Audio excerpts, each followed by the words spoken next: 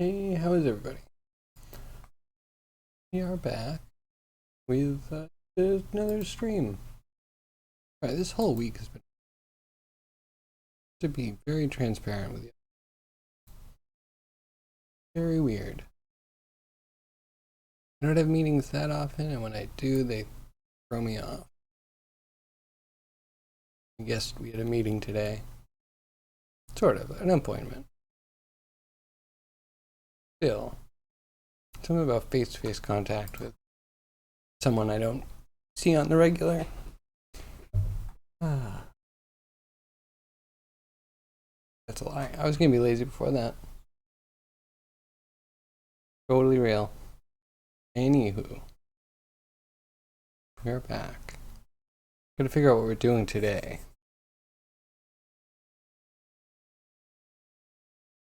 Um, yeah, anywho, so we have Froge. Froge, big turn. Yeah, we might just have to work on this.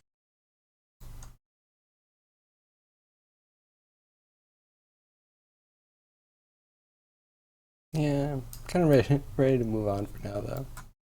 You know what I mean? Sometimes it just be like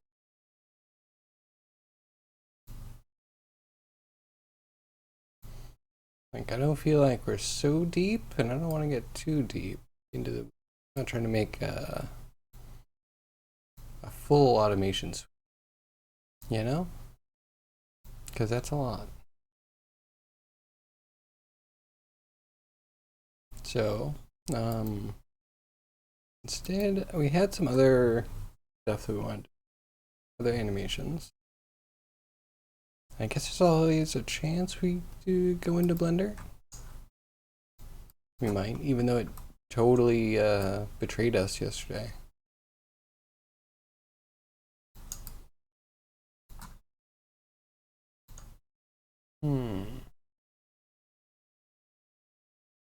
They're rotating, they're just not going. Like, this leg also gets left behind a bit.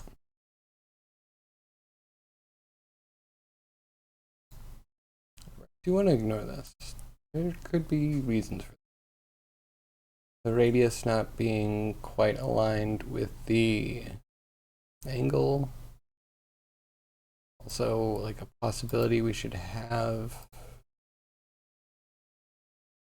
maybe a different angle that we end the inside and the outside with. I'm not really super willing to ton of time to it right.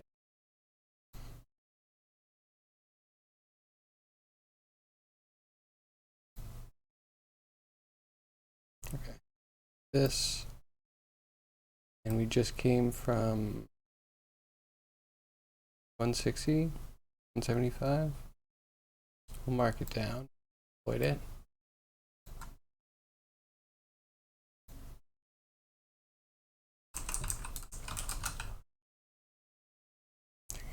And just go back to right?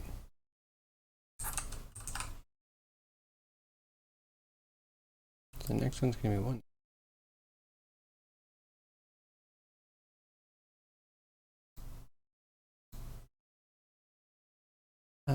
Need anything back? We kind of need an idle. Yes.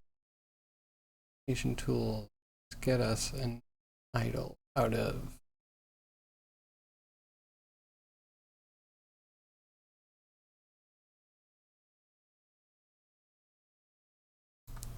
So we have walk at 80. So that would be a good idle, I think. For time 80. And time. Can I do 80? 80 to 80? To time range 180, 195. Or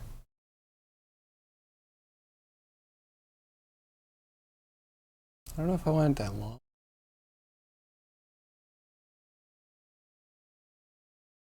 185? Maybe we could do the idle in very small chunks. We can expand them if we need to.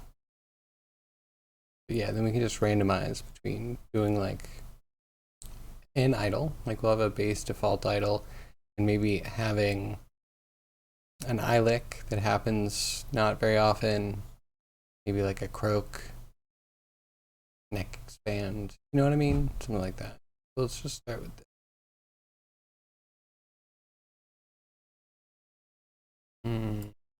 Go to 195 just so it fits in with everything else for now. Cool. That was just in pose. That did work. And I love it. Perfect. What I always wanted. Probably check to see what the keys look like. I was being responsible.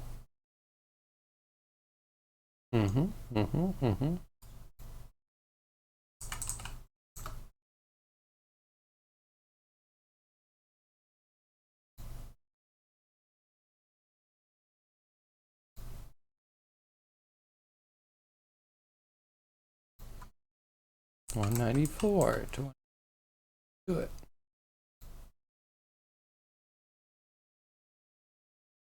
And then this.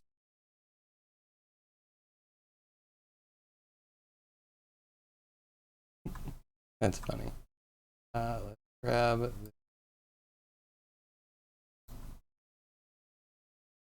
this. Flatten these.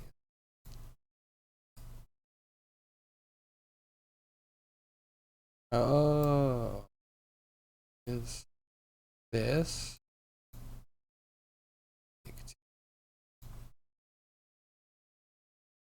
Heal?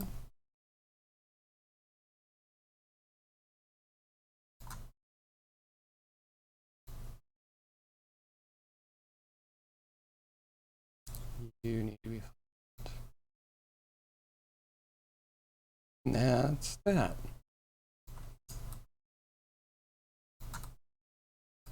Okay. Questions. What do we do for our default idle? It's not like a fighting game character. I don't know about that.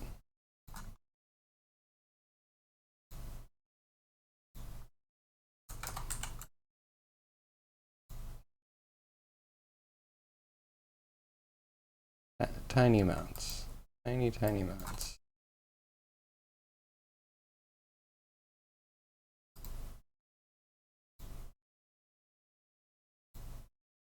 And that was up. Go down.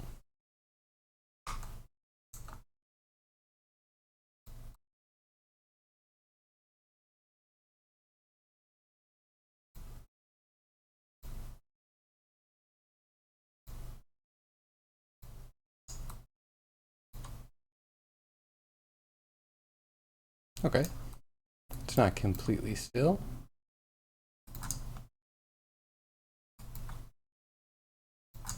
Just tiny movements.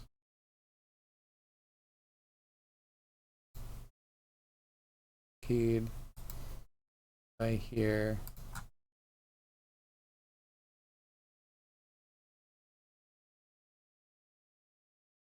Sure.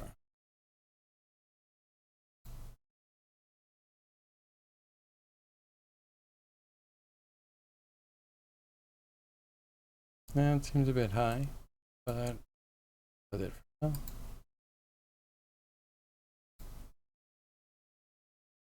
Yeah, we try. Not. Scroll down, please.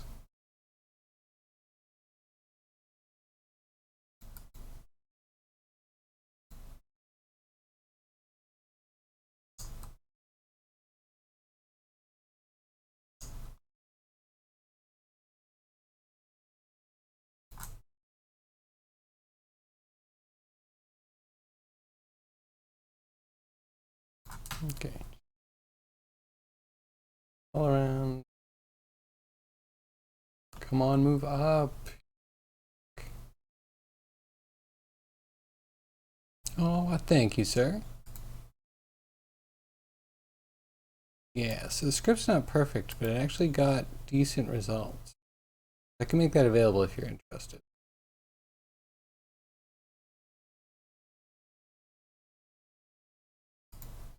Yeah, wait, where did we leave that? So we made a little window for it. So this is what it looks like. You can make it a little bit smaller. Click controls, you put in the start time and the end time, put in the angle that you want him to go around, the radius, which is the distance from the center of a circle that he would be walking around, and then you click turn animation and it'll do the thing, and it's not perfect, but it's actually pretty close. Yeah, if you're interested, I can make this available.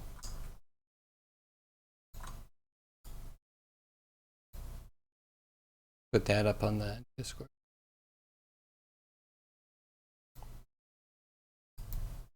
Yeah, what are you up to today? Anything interesting? Maybe procrastination, which is what I feel like I should be doing. I feel so lazy today.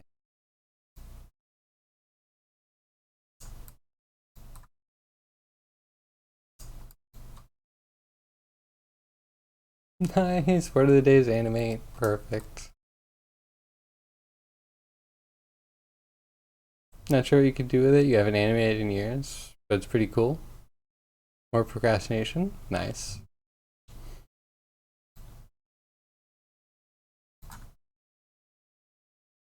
When's the last time you did a full character?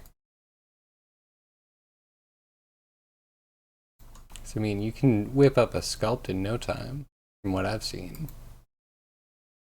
If you could do the whole pipeline that quickly, and like half a week, you'd have a whole character done.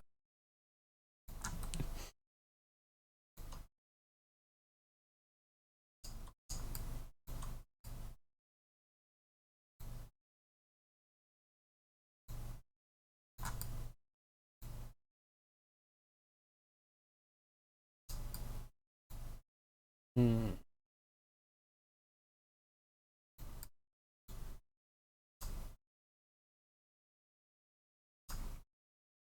I feel like idle is exactly where I would use Blender F curves because they have modifiers and I can just add noise in.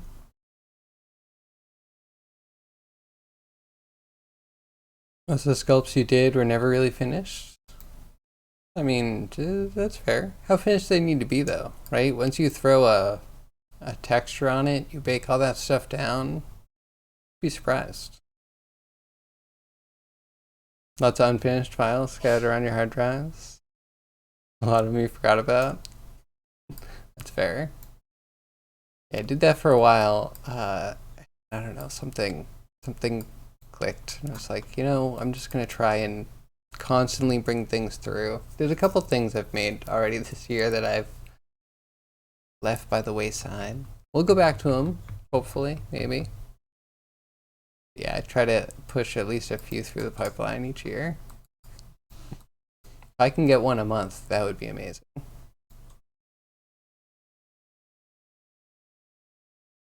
Start planning your sculpture. I don't know about planning. I'm always against planning. I like going on a whim, being spontaneous, but then like carrying something through. Which this was legit. Like I just had this idea for like, oh yeah, okay, so I'm having a hard time putting guns on this other sculpt, but like a frog could have this, like the boils on its back could turn into little mouths. Then yeah, here we are. Like over a week later, I guess, maybe 2 weeks later. Not much planning. Lots of just inspiration. Yeah, I try to push myself to make sure I'm actually going through the pipeline. I don't want to get rusty.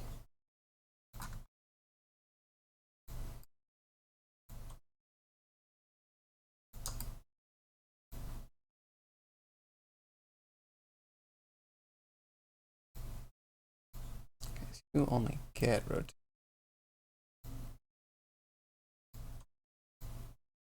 X is what I would want.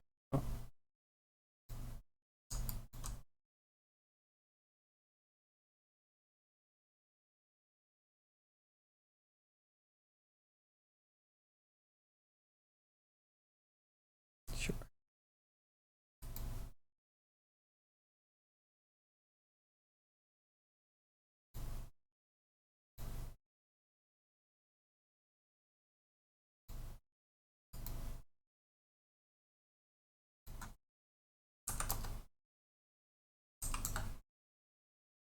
A little bit.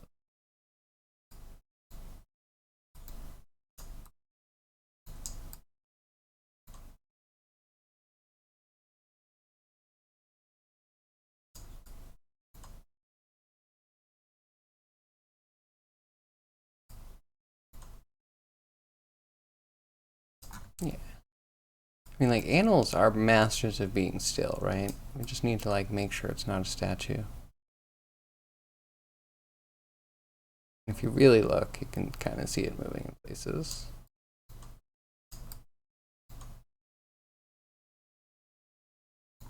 Maybe we could add a little heartbeat to the translate Y.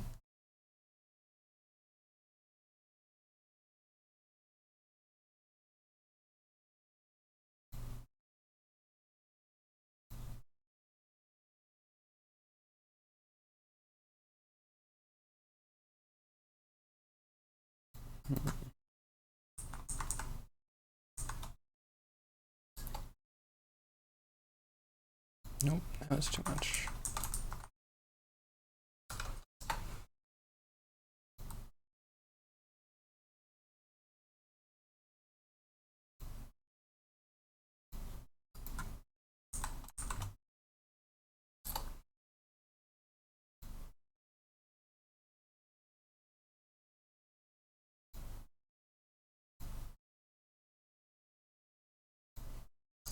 A little bit more.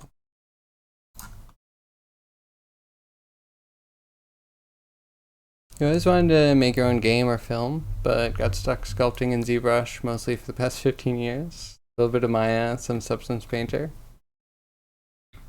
That's cool. But man, you definitely have the ZBrush skills. Like, you can whip something up in there really quickly.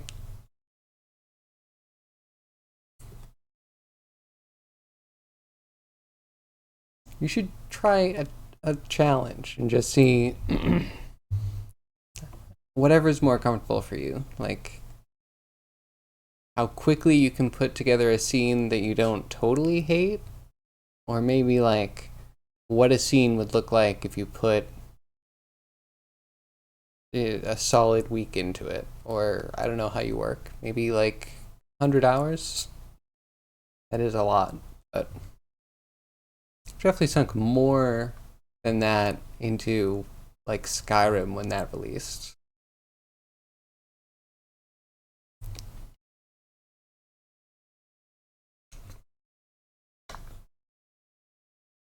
ZBrush has fun tools, but the matte caps always kind of bugged you.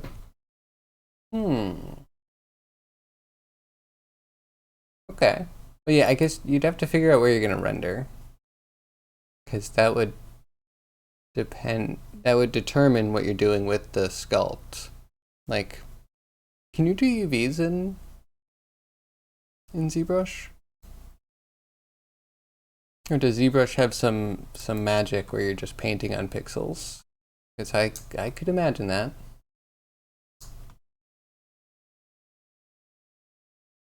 VTEX exists.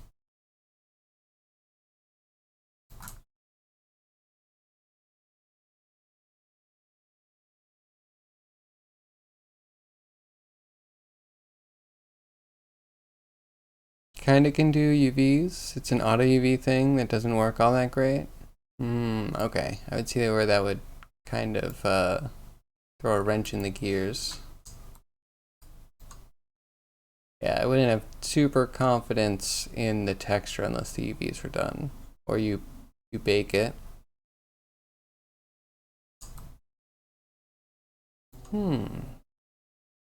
Kind of wonder what the workflow's like, because I know ZBrush got a bunch of compatibility tools. I know they got like GoZ, so you can bring stuff like to and from Maya. Not that I ever used it, but yeah, I saw that stuff, and I wondered, it might have gotten a game exporter. I wonder if they have like a built-in pipeline.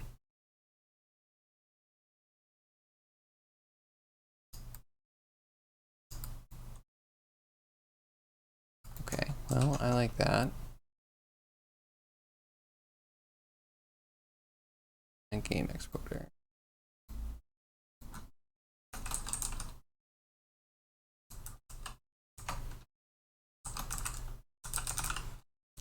That's idle standing.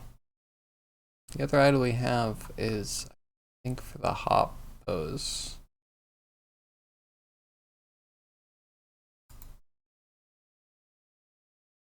Goes into this. And so he might be vibrating a little bit. Very low effort. We turn the speed of that one down in Unity a lot.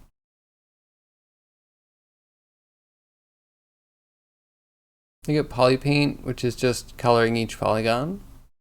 Ooh, okay, that's not terrible.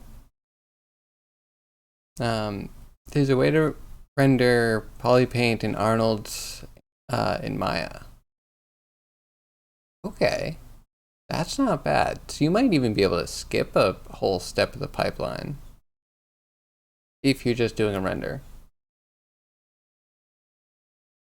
GoZ isn't all that good. Can have issues. Use OBJ and FBXs.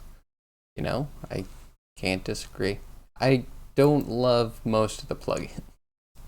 Like Substance has had plugins for a while, and it kind of like advertises them, but I've never found any of them worth using, really. They like bloat your project, they add weird data types. The data types themselves end up needing to be baked or finalized, so it's not... They just kind of shift some of the pipeline into the editor, and that could be good or bad, you know? Okay, so that's 195. Push timeline forward. What do we need next? We do a fun one. We could do like either a croak, we could do like gunfire.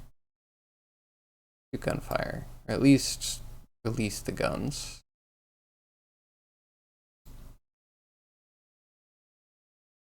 We'll start 200 at 215, we'll see.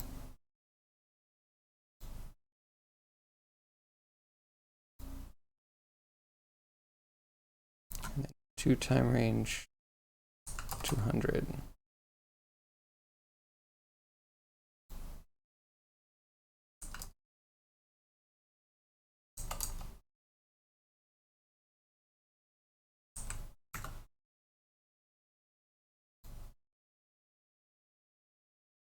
Okay, and 215 to 216.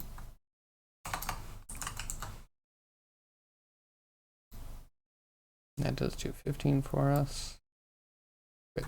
So now we're just stuck because we're gonna have to mask this anyway. So maybe, hopefully, this can work in conjunction with like a walk, or maybe the whole blend. Who knows? It'll be a good test. Has anyone made more particle brushes for Substance, or is that kind of complicated? That's a really good question. When I first saw and got Painter, they were like really prominent. I remember there being like a cool blood one that would like, you'd paint it on a surface and it would like run down and kind of bleed out a little bit. And then there was another one that was like rain, which is kind of cool. And then as I've only used Painter a handful of times, even though I own it. Subsequent times I went in, they like hid that. I don't know where it is anymore, so I couldn't tell you. But it was the coolest thing. It was kind of like, I saw it and I was like, I would buy this program because it's the only way I know to do an actual particle texture. Like if I wanted to splash paint on something on a 3D model. I don't know if I ever used it for that or if I ever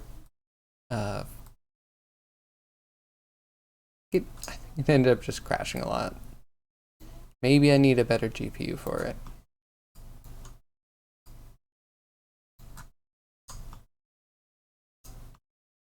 Now we're over here. And the important things I think are here. And here. And we'll say halfway through that they just open.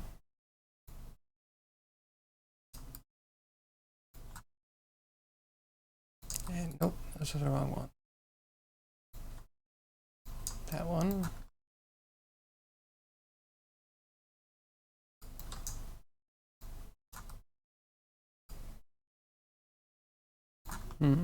Where's it? One of you does the close. Oh, it might be this wonky one. Of course, wonky one.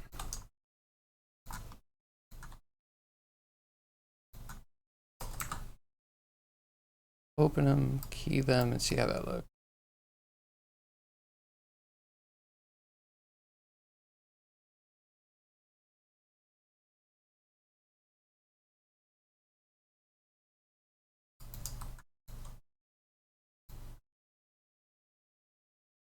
Can you get emitters in Unity to add a material or texture when the particle lands on the surface? I think you might be able to.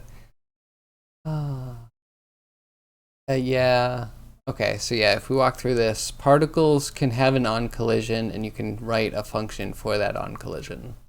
You can also, with any collision in Unity, you can get a texture coordinate based on the UV point that gets hit. And yeah, you can write to textures. It is possible. Just it's a little bit of work. And it would have to be a tool. Like I don't know if I know a context for a game where it would be small enough to like, because you'd be writing on textures, which takes kind of a lot. Or can. There are ways to make it smaller. Like if you isolate where a splash can land, then you can only affect like a certain square. And also, I guess, use decals on a shader. Yeah, that is possible.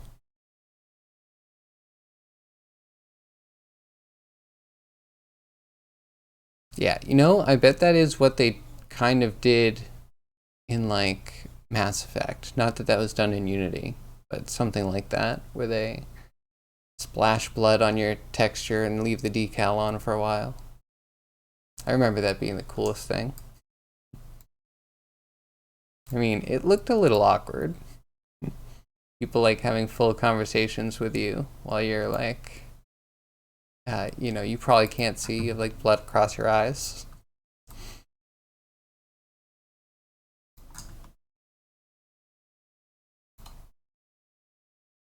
Here we want to do that last.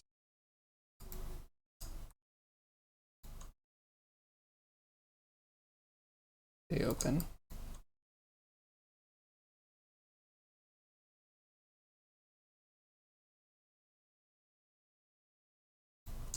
I like that they kind of spring open. That could happen maybe a little bit faster.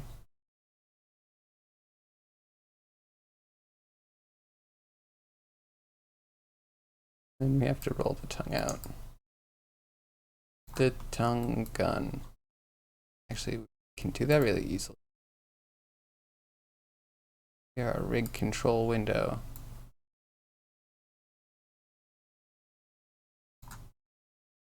Select all the shaft bits.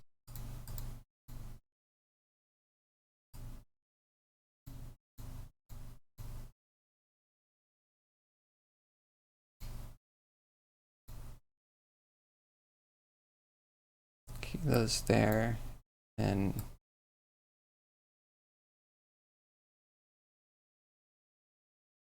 by here, actually just reset all of them.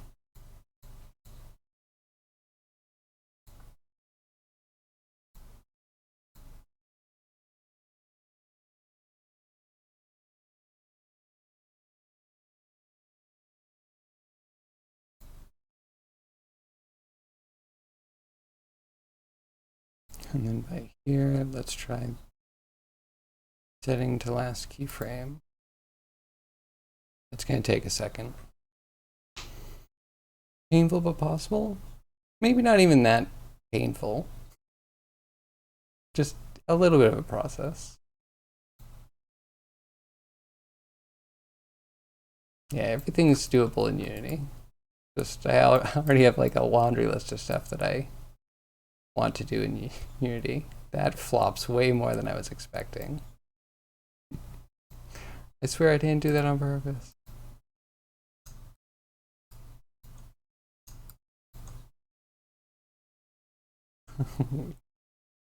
Can that leg?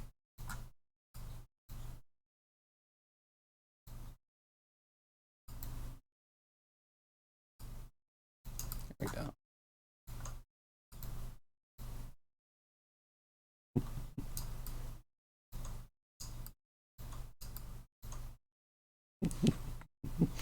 Oh man.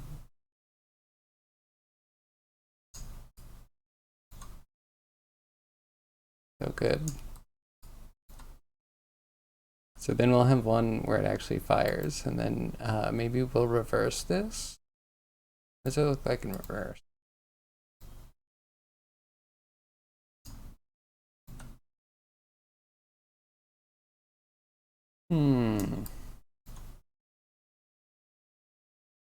Happens kind of fast. Maybe slow the gun down a little.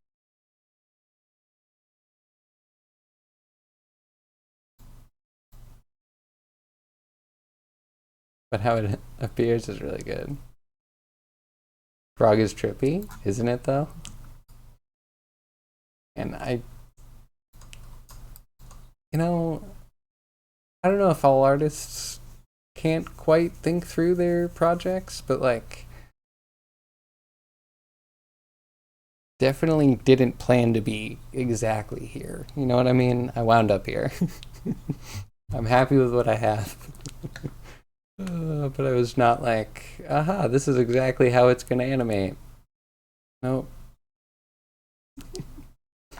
I still have to want it.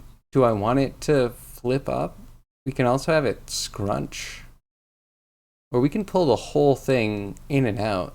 Like a kind of a hard limb.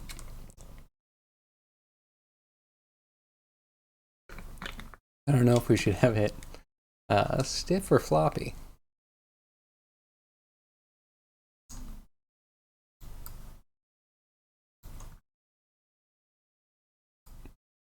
Maybe this one's for the ladies.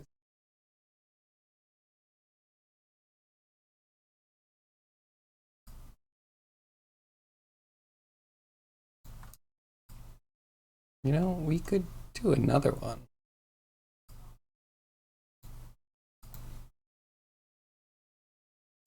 So put this to go to like 250. Here's my game. Too many windows. Here it is. Okay. Gun thwip.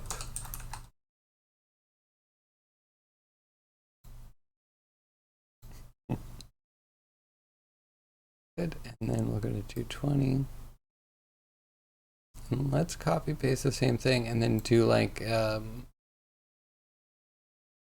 slow extrusion of the cannon instead. Let's try that.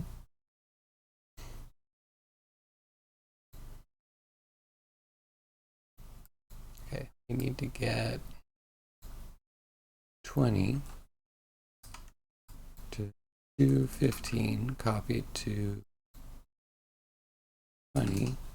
Wait, that can't be right. 200. One of those days. 235.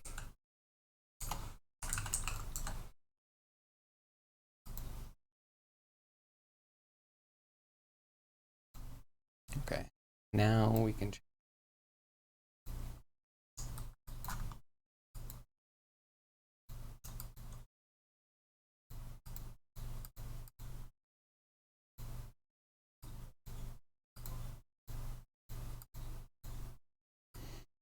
Okay, all of these we will.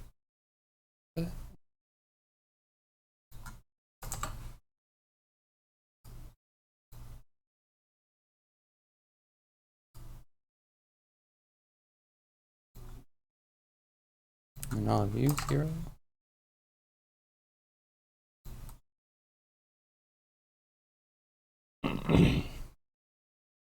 Could have it pull back before it fires like a deck kind of gun. That sounds cool.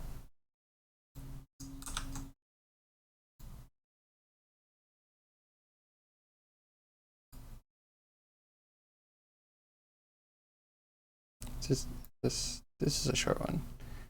Come on, show the video. Establishing secure connection.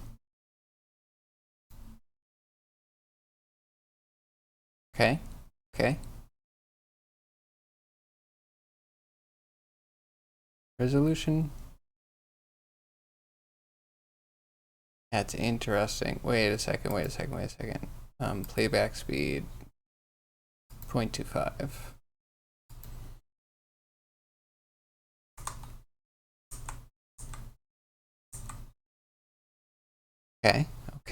Okay.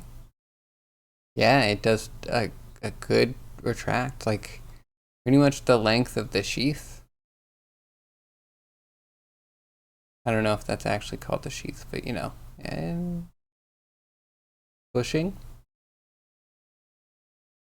shows, I mean, right? I wish I could see like a life jacket or a life preserver to be like, this would save a human life and this will end it, but I don't.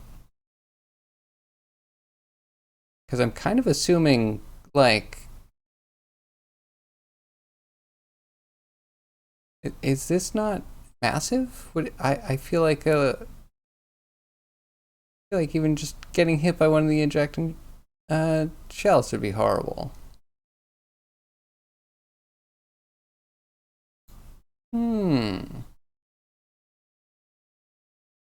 It's cool. Wait, let me see if we go through. Is there any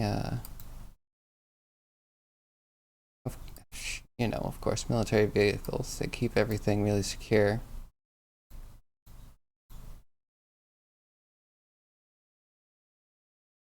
Okay, wait a second. Hold on. So, out of curiosity, wait, is this still one? Is this still gonna? Yep. So this is a railing that I would assume is somewhere between hip and chest height. So a bit of a change. Oh, but we don't even get to see a shell here. My super scientific comparison. Oh, wait, there we go. Yeah, I feel like that's as big as my shin. Okay, yeah, that's terrifying. I guess you need a lot of mass to sink a ship, but you don't usually think of it. No idea. Well, my highly scientific mind has determined clearly and without a doubt they are about the size of my shin, which is a unit. Definitely a unit. Dangerous shin. I'm dying.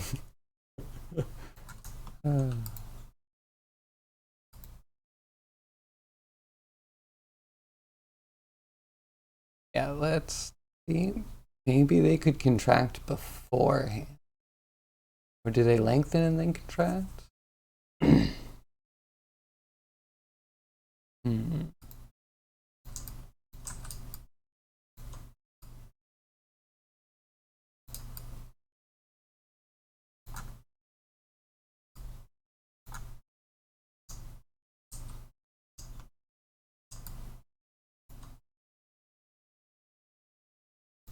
Hmm. Okay, fine. What one is?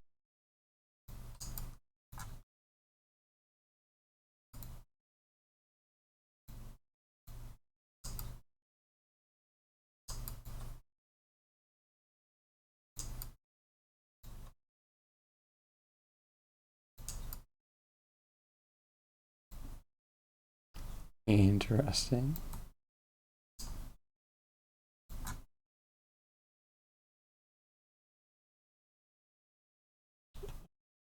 Oh, it's kind of great. I feel like it needs to rotate out a little bit. I think we can do that. But that's creepy.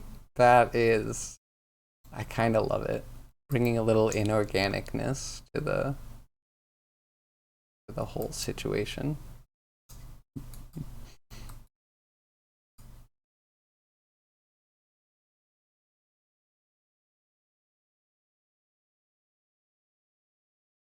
It's like here, do we inside?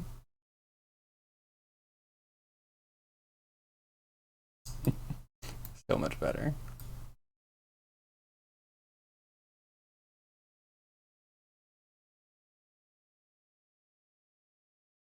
Be gross if you had slime kind of pouring out of that thing. You know, if we do a render, absolutely. I'd have to get really creative in a game engine to get that done. But yeah, it should also be a lot shinier. I might have to tweak some textures, but I would like it to be wet. Strings of slime? Yeah, you know, we probably could do a couple strings of slime. Probably reuse them too, if that's the kind of game we're making.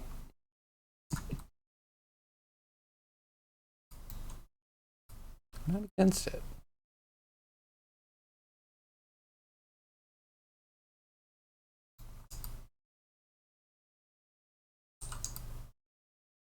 This should be maybe this.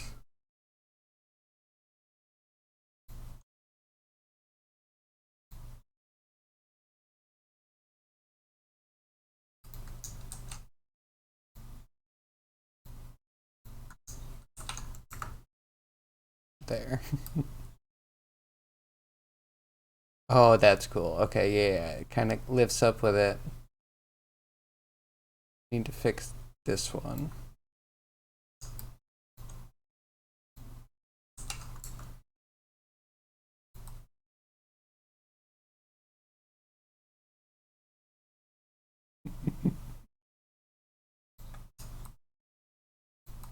Good. We can touch up the skin weights a little bit too. Get rid of the jaggies. Something great about that.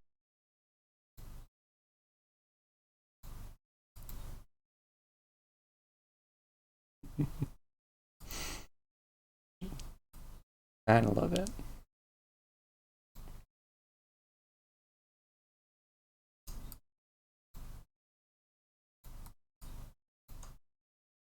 Wait, now we just need to do the same thing on the other side.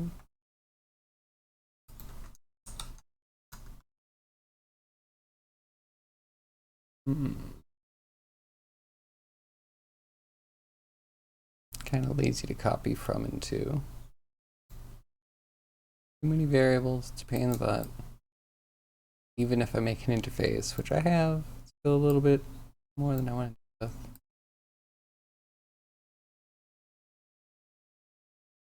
So we need it here.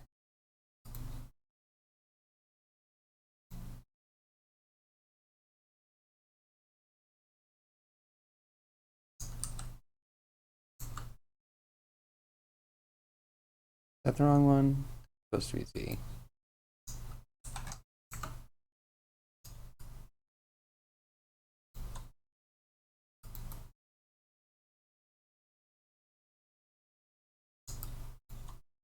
Right, and then also 30.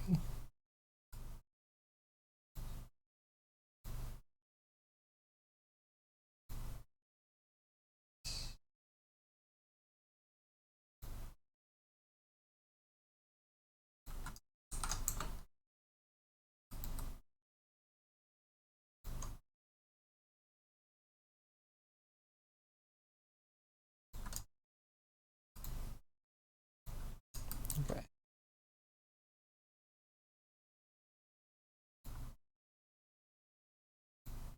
Negative 5, 4, 8. Right? Well, which one's which?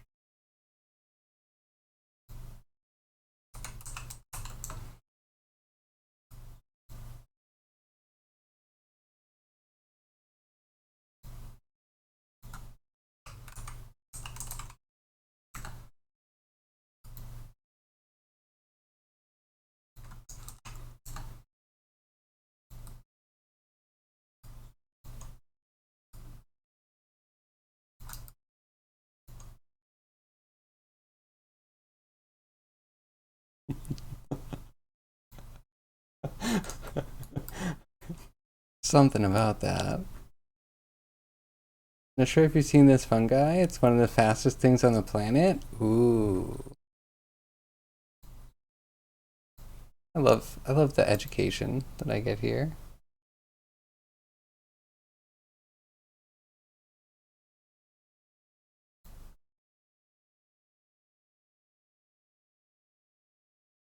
Hmm.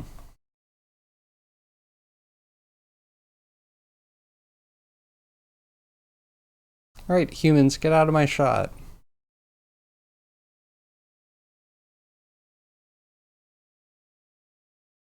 It's perfect. We have to figure out what creature uses this. That would be a cool bullet shape. We maybe could do something that evolves into like a water umbrella. So cool.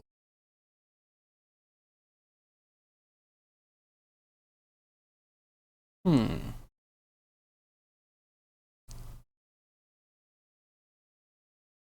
Hmm.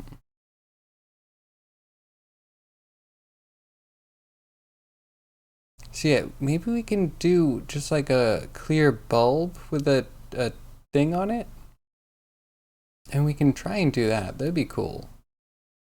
I think we could get the effect. I have some curve stuff that we could use. Actually, yeah, I've animated curve stuff. Hmm. Just have to find a place to put it that it's not going to look too awkward. Like it can't be mounted in a chest area. You know what I mean?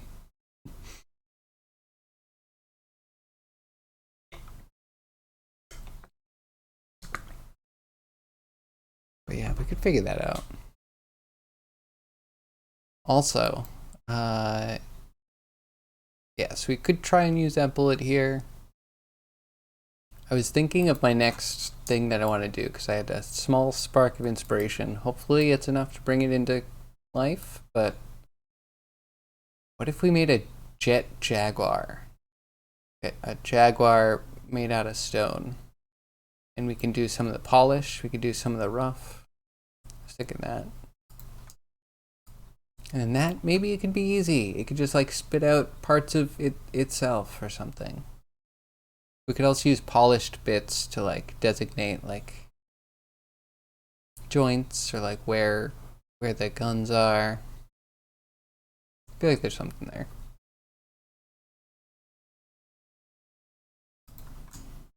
But should add that to the list of organic weapons that we can use.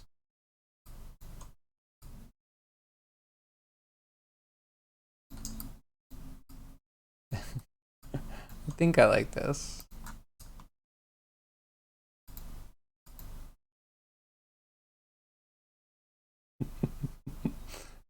Something just kind of epic about it having like an expanding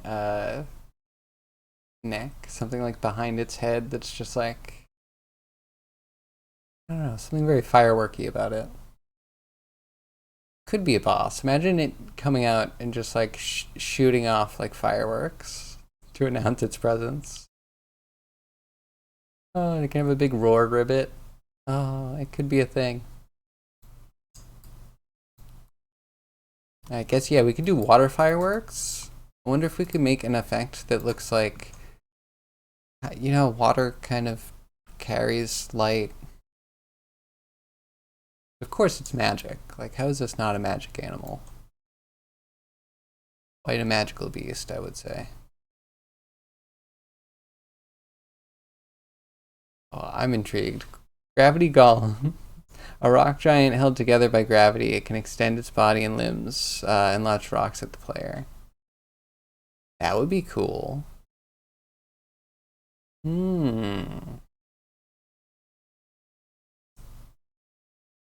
Maybe that could be our Jet Jaguar. I'll have to think about it. But yeah, okay. So it would have limbs. It would have some sort of form. It would still be rock-like, but it would have... Wait, gravity holds it together? Would it have levitating parts? Would it be like a Rayman kind of thing? Alien Tease, how are you? Hope you're having a good day. That's one way to enter the stream. With a splash.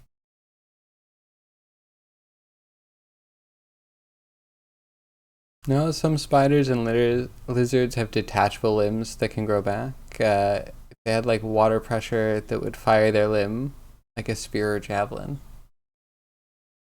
Ah, so we could use that as like a joint. We could give something like spider limbs. My first thought is like Indariel, right? From Diablo 2.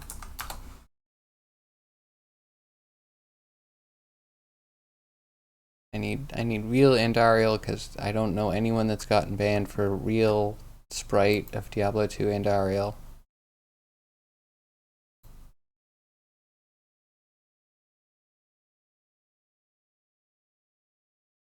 Trying to hide the fan art. But yeah, she had these cool, I would say they're more like spider claws. But yeah, they do have kind of like a stinger thing. Would be cool if like they had like a clear ball and then yeah, they exploded off. That would be dope.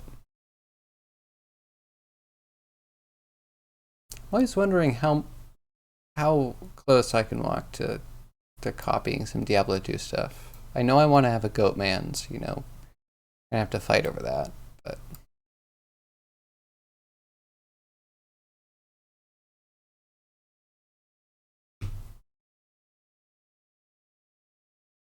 pretty much.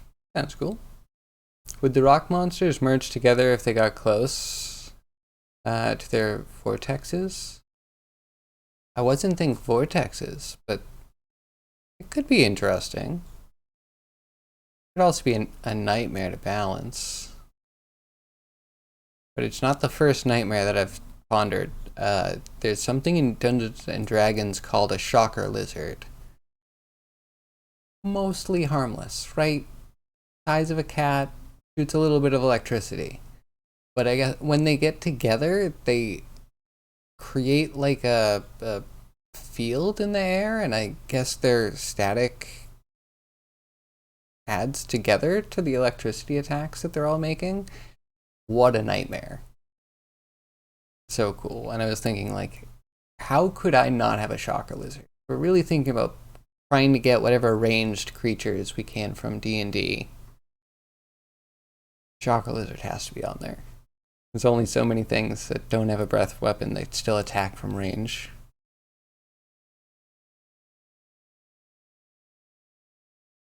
Imagine seeing a player witnessing a single rock giant becoming a behemoth. I hope they'd find it cool. I also have the thing of like, everything's been done, so I'm sure someone's just gonna see everything in my game and be like, oh, this is like this from this game. But in general, if I can get the animation to look good of merging, that could be amazing. Shit your pants? I wonder if there's a way to do, like, more angular, rocky metaballs. You don't know what metaballs are. They are the idea that you can, I think they're also called marching cubes. You would have two objects, and as they get closer, they would like merge together. They are pretty cool. Yeah, imagine if these could be rocks. We could control the blend area and make it go molten, like go black in lava. And then it cools as it merges. That would actually be amazing. What if it was a ferrofluid? Do ferrofluids get hard? It'd be very, very Pokemon-like, I think.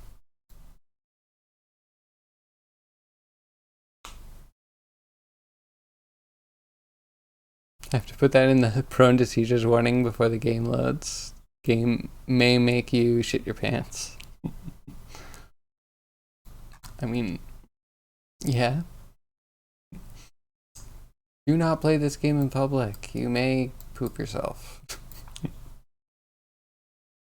It's an interesting disclaimer. I'm sure if I put that in, well, horror games could probably put that in and people would be like, oh, haha, what a publicity stunt, and then totally fall for it. And be like, I need to spend my time playing this game and proving that I'm not gonna poop my pants.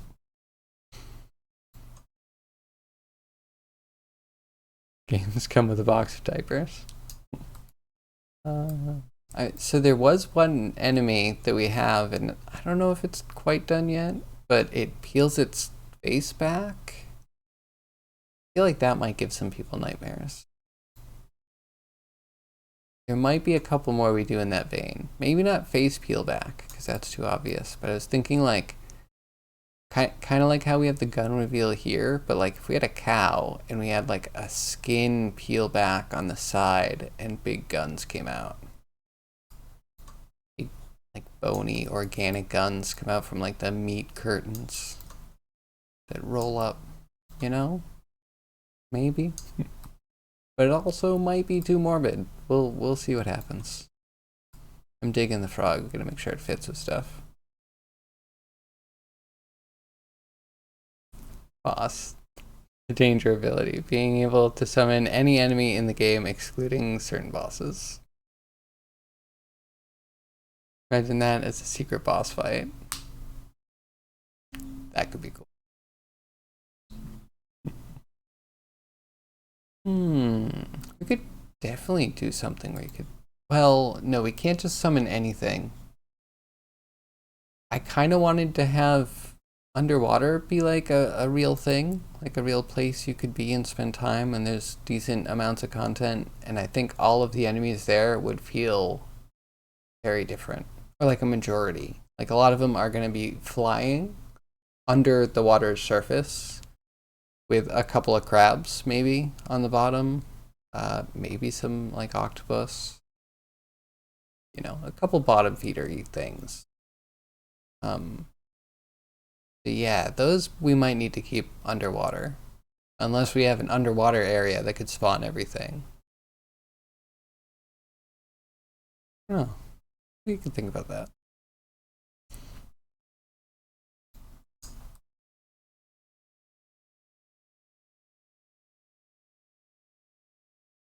Okay, so we have this. I think the next thing would be get fire.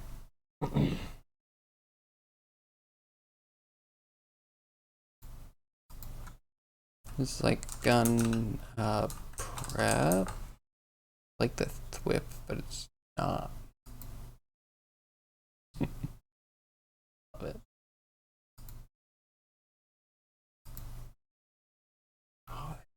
Also good.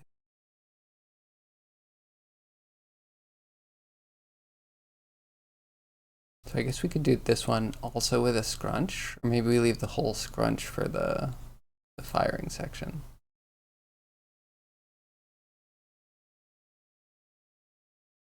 Start at 240.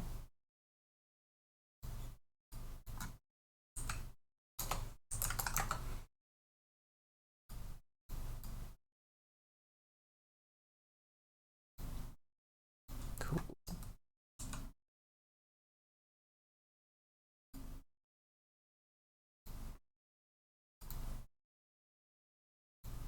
I guess we'll keep it kind of long. We can make it kind of detailed.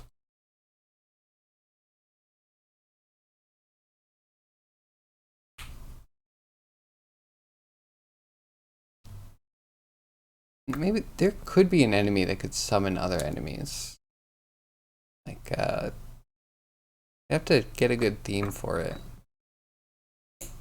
Some natural conjurer.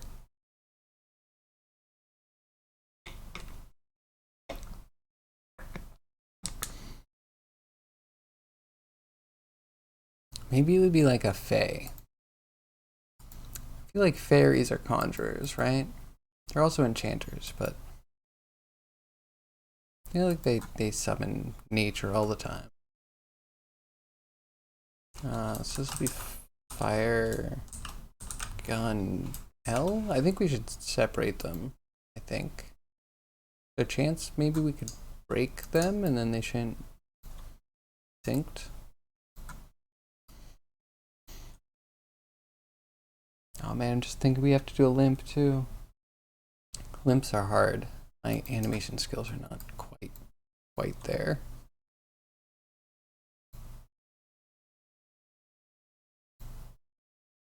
I think we just key everything.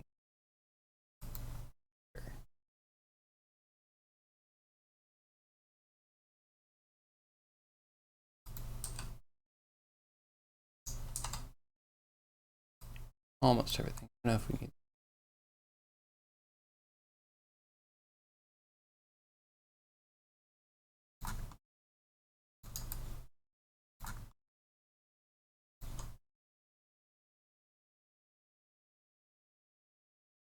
Okay, gun.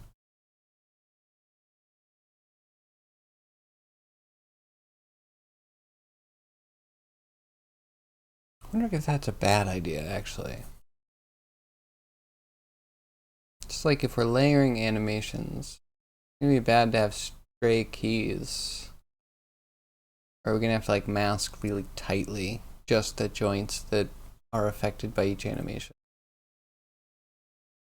Wait, I'm sure there's a way around it.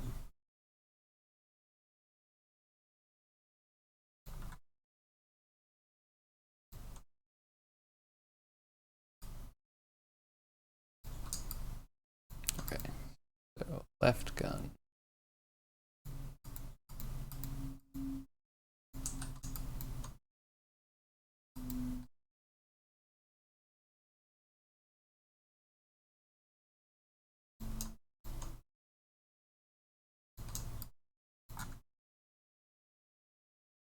Do we do a cartoony? Do we like lengthen a bit first?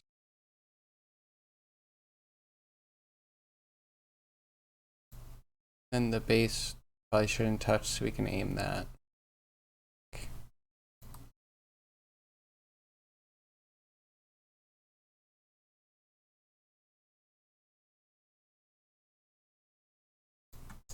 And then we'll immediately do the fire. So it'll get really small.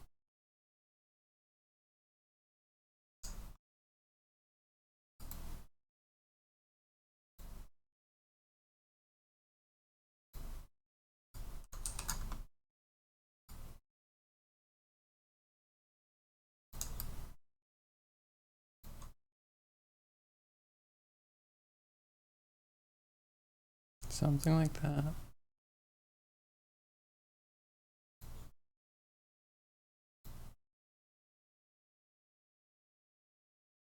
And then I'll go a little limp.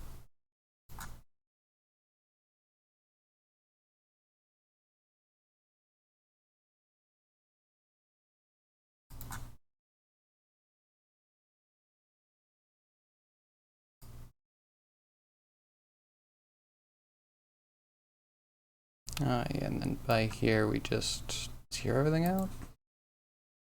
Perhaps.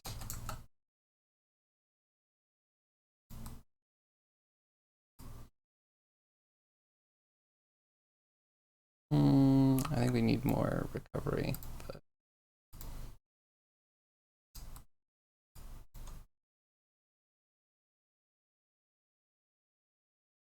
it's like a sneeze. I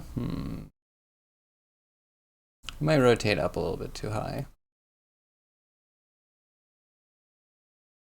What about a seemingly harmless creature that has nasty parasites inside it as an enemy, where the player gets to close its bursts, gets too close and bursts out and attacks?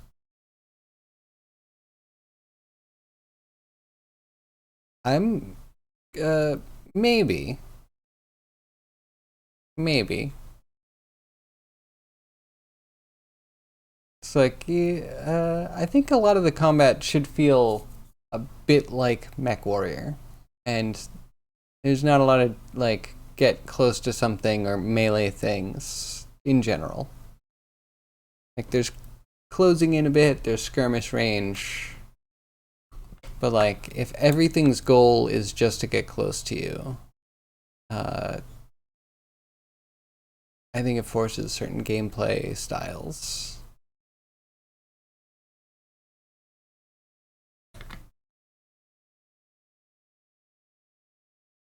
But if you throw parasites at the player, that's a bit different.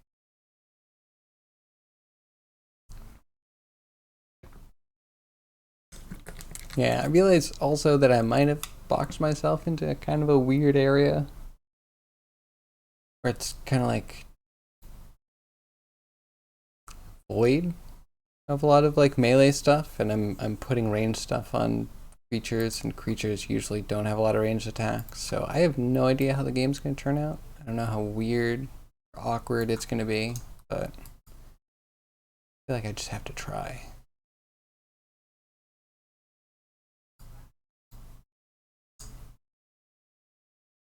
Gotta try. I owe it to myself.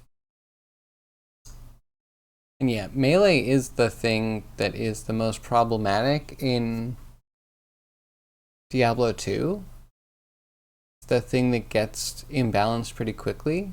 It helps that the enemies are all melee, but then how do you get ranged weapons off of melee enemies?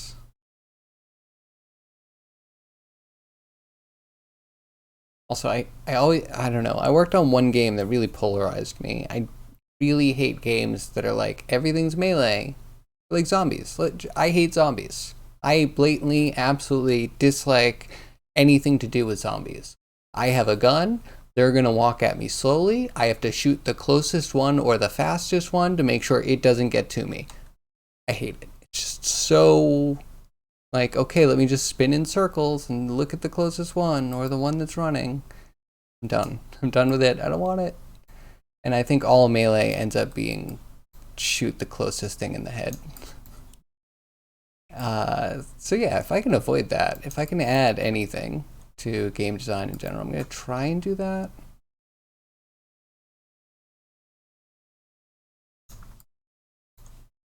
Like that. Maybe not so high, so down as much.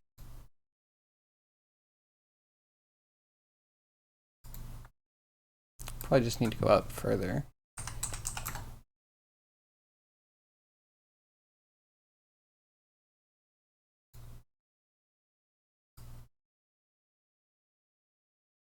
So if we're going to do 60.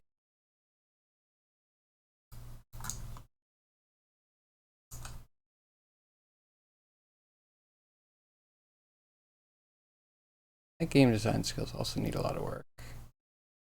I guess at some point I might just find out why I shouldn't be doing all the things that I kind of want to do. Maybe having weapons that can transform or have multiple forms can help the player have a versatile kit, like in Bloodborne. I think you're missing the point that we are. Do I actually have? I don't think I actually have it open. We're sitting in a mech, and your mech doesn't have dodges. Like, it really should feel almost exactly like MechWarrior. That one. Almost exactly like MechWarrior. Not Hawken, not Titanfall. Don't. I want it to be about positioning and being able to instantly change your position very quickly or have iframes. It's just like cheap. Like, okay, all of a sudden everyone's just like a no-hit challenge runner. Cool. Fun. Let's learn the dodge patterns of every enemy. Cool. I don't know. If you can do that, it invalidates builds and it invalidates the loot style of gameplay where you actually have to make sure you have a build that can survive, have enough hit points, do enough damage, allow you to move fast enough to dodge damage, because you're still dodging, you're just not pressing a button and moving 10 feet to the left. You're like rotating your pelvis and moving at an acceleration, usually to get behind cover. It's not about dodging. Sometimes about juking, especially if you're in a light mech. Yeah, there's not enough games like this, and that's why I'm making it. So I'm very apprehensive to go into another direction. There's a lot of game design ways to make it different. But I don't. Everything is a stupid Souls-like. I don't hate Souls, but I hate that every game is a Souls-like now. Like, literally. Watch Iron Pineapple. You'll know what I mean. Yeah. Let's play for a quick second.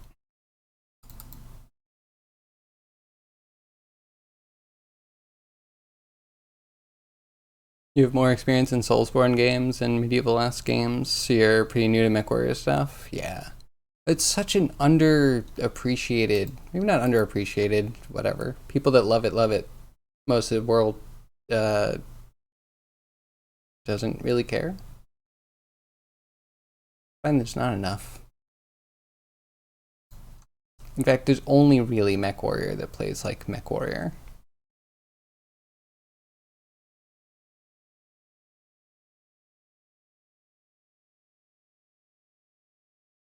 You missed it? That's okay. Yeah, it had spikes. Like MechWarrior 2 was really good. I didn't really play MechWarrior 3, but that was on the map for some people. MechWarrior 4 came out and it was on the map for a little bit. MechWarrior 5 came out, got some people playing. MechWarrior Online, probably like the longest running thing that's keeping the MechWarrior people together. So you have to aim. So it's like tank controls. You get I'm giving you a reticle per weapon, and if you have a weapon on your arm, it will move faster than what's on your chest. So you can be shooting in two directions at once. So you can even crowd control if you want to be fancy. Shooting some things with one weapon, shooting some things with another. It's all theoretically possible. But then so you like move forward at a rate that is giant mech speed, and you turn, but your mech is still going to move in the direction your feet are moving. So then you have keyboard controls to change the direction that your feet move.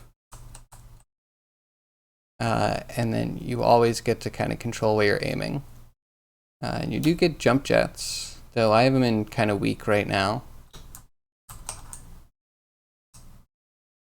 But yeah, so it's mostly like circle strafing, getting behind cover, not overheating. Oh, and light mechs are like managing where they are and where you're facing. So it's definitely like a completely different kind of gameplay than Soulsborne kind of games. Because, like, yeah, you don't want to charge out from cover. You want to, like, engage one-on-one. It's probably closer to early Rainbow Six games, maybe? There you go. That guy's dead. Yeah, it is a very different kind of gameplay. One that I might have to justify over and over. But it does sync up with being in virtual reality, because having a cockpit kind of makes you feel at home, and also you don't need to move. Like, your locomotion is all what you're comfortable with already. It's just like being in a car with a tank, turret, and guns.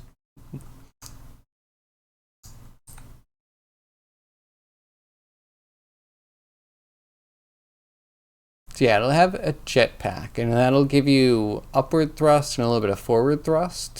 So it'll be good for getting over obstacles, flying up and landing on buildings, giant mushrooms. I don't know. It's another thing. I want to make sure that we have enough vertical terrain to get decent vertical gameplay. Because that's important for light mechs, actually, is the maneuverability there. But they're kind of like an always go fast and know where to turn kind of lifestyle.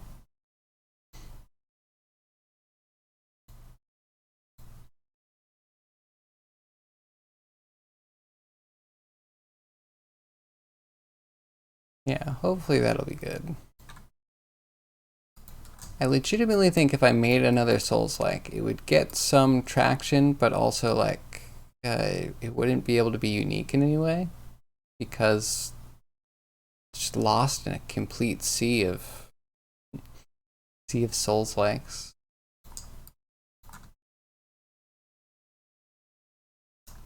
Okay, so we'll move this one forward a little bit, and then we'll have let's move back a lot.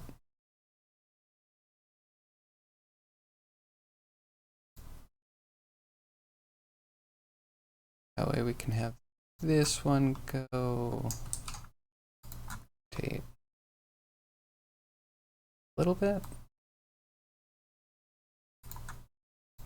And we zero it out. Just a little bit too stiff.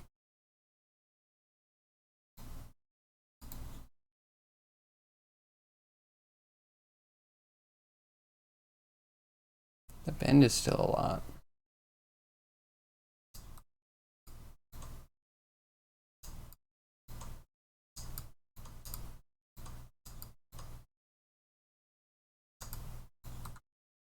Yeah, the bend is too much.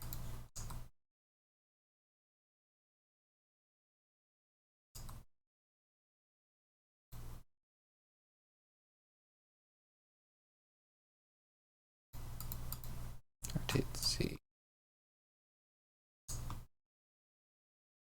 Put this up a little bit. That's pretty cool. Thank you very much. Yeah, I've been working on it a while. It looks a lot like MechWarrior games. Which, yeah, MechWarrior Online, a free-to-play game. It's pretty worth playing. A lot of fun. It's actually the first game that I really came to Twitch for, to like watch people play. Because if I was gonna play an online game, I'm just not just gonna like jump in and make a fool out of myself.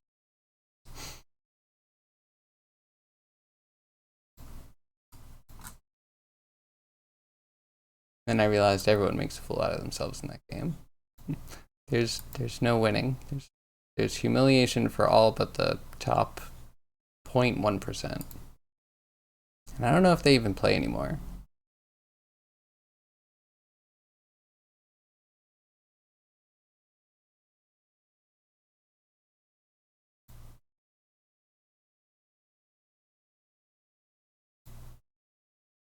I just don't like this one.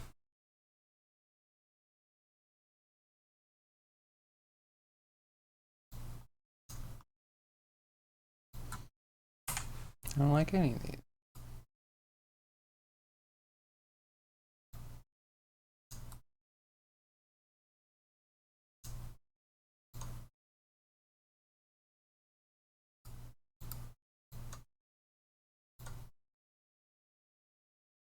I kind of like the sag, but it's also like a little bit too much.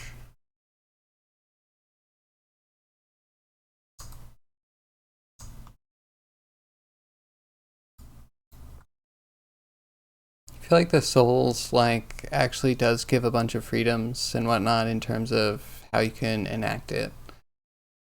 There's some things about Souls like that I don't mind, that I might even want to kind of incorporate. Yeah, I'm still making a lot of decisions. Like, don't know if I fully want potions in. So Mech Warrior doesn't have potions. There's one thing called a cool shot, which will instantly take your heat down. I guess it would be kind of similar to a mana potion. But then to heal, you actually have to go to a place and power down inside of a repair facility. And those are pretty rare and can be destroyed. So like, whole game is much more dangerous, much more hardcore. There's not multiple lives.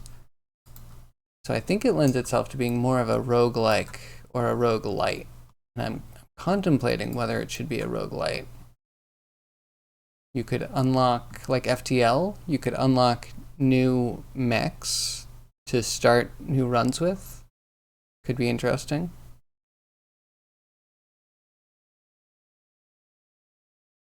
All it really is just be hard and be mysterious at its core elements. Okay, well, if those are the definitions, then we can do that.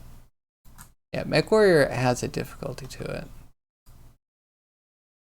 Definitely has a bit of a learning curve. Because even the movement takes a bit of... You gotta stick to it.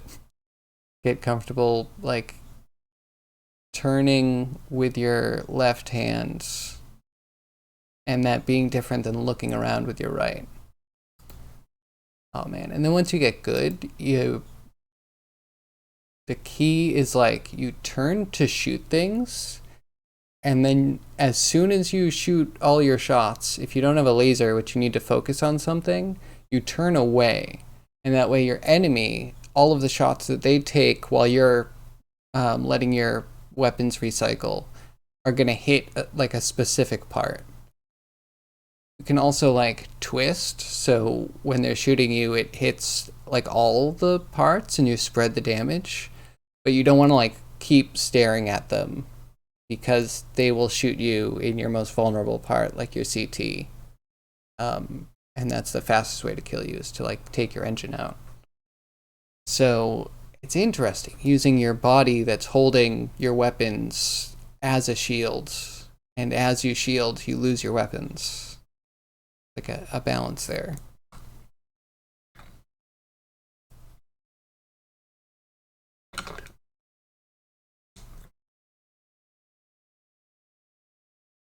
But yeah, I wasn't into Souls-like until Elden Ring.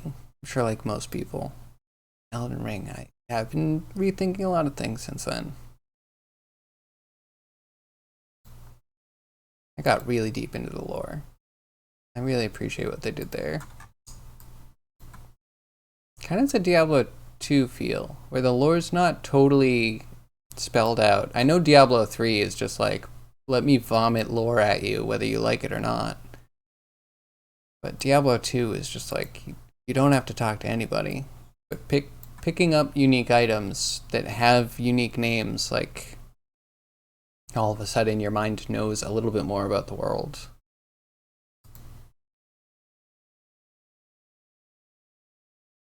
Hey, Catless, how are you? Good old MechWarrior 2 came out with nice bugs in the damage spread. Really? Tell me about it. I don't remember the MechWarrior 2 days.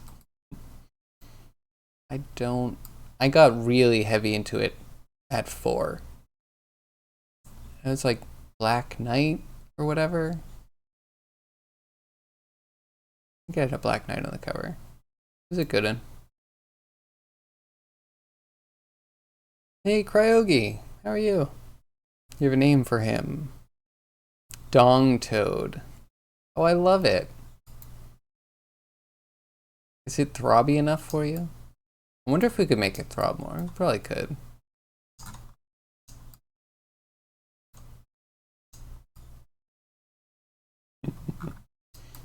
I wonder if we should put the upper jaw in as well.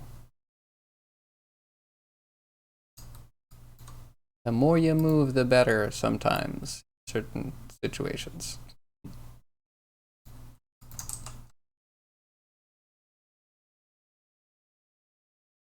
If you recall, enemies always hit you in the left arm first. Ooh, that's tech right there. Okay, so you always put all of your ammo in your right leg, right? And then your left arm, you put all of your armor in. That's so good. Love that. Yeah, in MechWarrior Online, if I don't have a weapon in my arm, it does not have armor on it. Completely stripped, so we can put it on vital parts. And then all my ammo goes straight to the feet. Because people don't usually aim feet. If people aim feet, then they're already at a skill level that's scary, and you're, probably gonna die. Because even at high skill levels, people still find it better to just shoot you in the head. They have to get into it like a position where they're going to be able to see your feet, and usually you cover most of your body. Such interesting, unique tactics. I really love MechWarrior. The more you move, that's what she said. Hey, she said she liked it. She said it was a good amount of movement.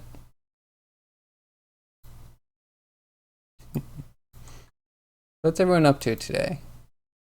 And are there any requests? Are we sailing into Blender today? Oh wait, let me show you the two gun reveals that we have. Ryogi, you're gonna love this one. That's how it should be revealed, right? I like to call this gun thwip. It's perfect, right? And we also have another one, which I find very comical. Are you ready for it? Here it comes.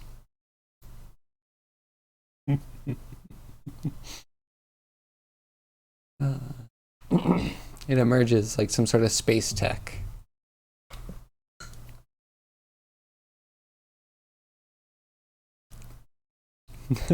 More and more turning into one giant dick joke. Yeah.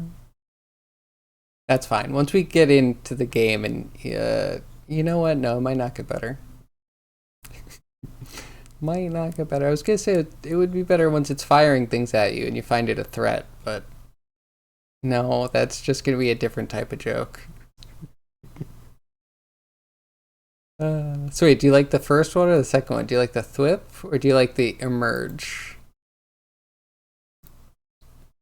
Maybe we can randomize which frogs do which. We'll give them a little more personality.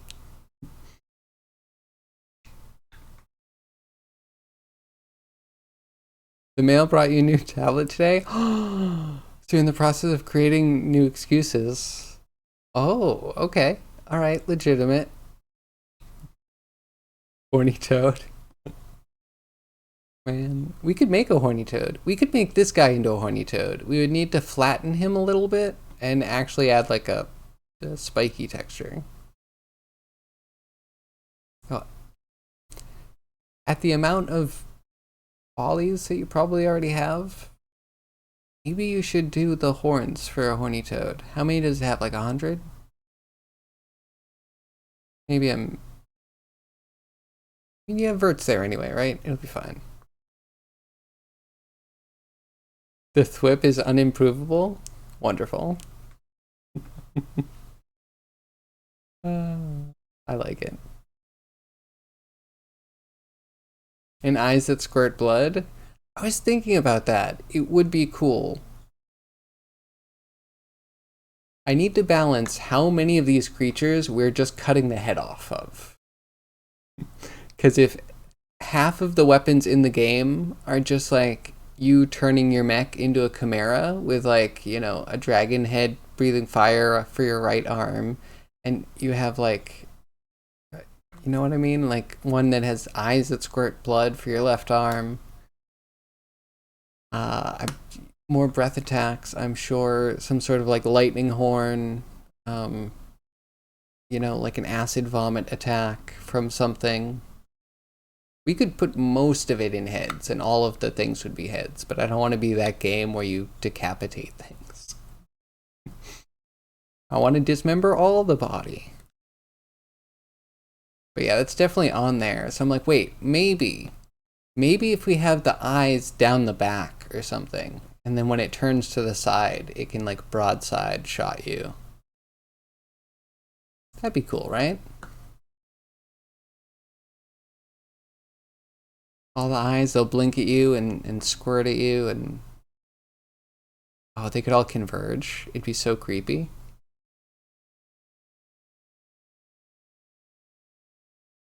You prefer the Goot's egg attack? Uh, is there a way we can do it? I feel like we're just gonna make this a mature game.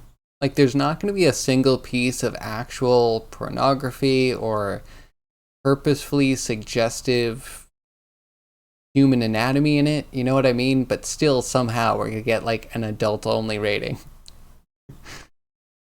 You can't just show gooses birthing eggs at like 4 per second. Like that's just not right in proper society. Maybe a creature covered in eyes? Definitely.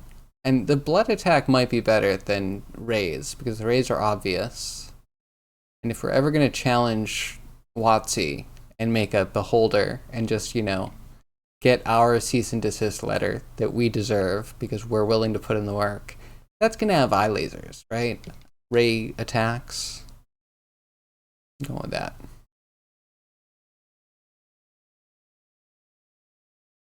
The total one will get an adult-only rating.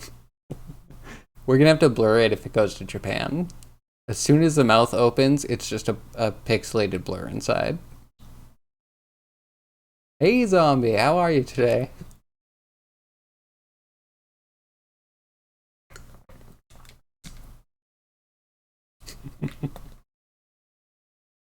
Band's back together on a mission from God. Is that how he says it? One of them wanted a whole chicken, and the other one wanted plain toast?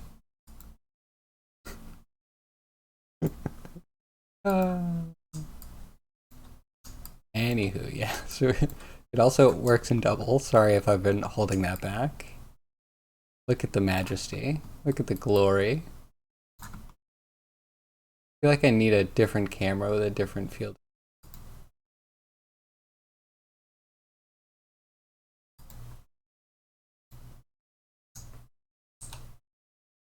We're gonna go to perspective 2. Then fields of... Which field of view? Angle of view. Why can't I... Huh?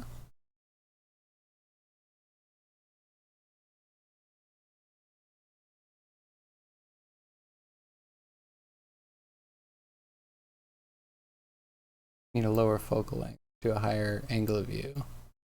I see how it is. I think I want the opposite. And cameras. I know nothing about them. Is it obvious yet?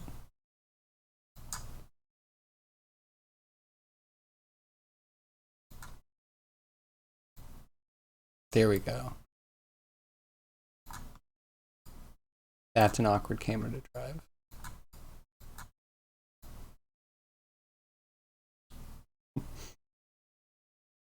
Perfect.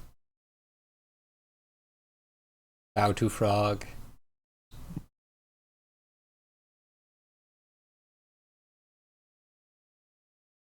That's the trailer for the game. Oh. Toad looks so smug. Yeah. It's appropriate, right? Does he make a creepy ribbit sound when he fires off? Ooh, maybe. Not a bad idea. We did add... Go back to a normal perspective.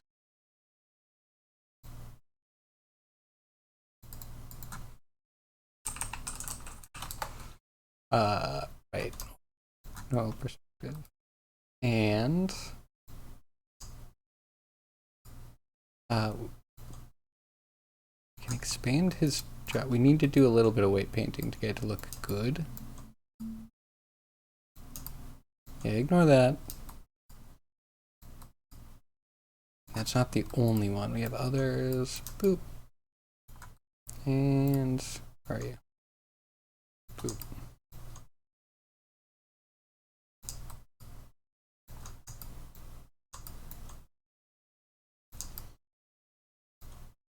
So now we can have Bruce Campbell Toad. Again, yeah, we need to like actually paint the weights for that.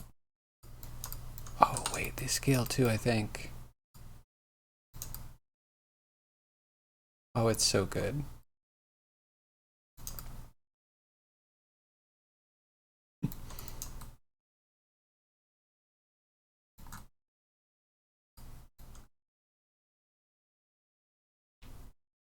Ribbit said in Herbert from Family Guy's voice. Ribbit. I can't do it. We are not a little frog. We said ribbit. Yeah, there we go. Ribbit. Ribbit. Oh, wait. Is Herbert the real old guy? Want some candy? I haven't seen Family Guy in a really long time.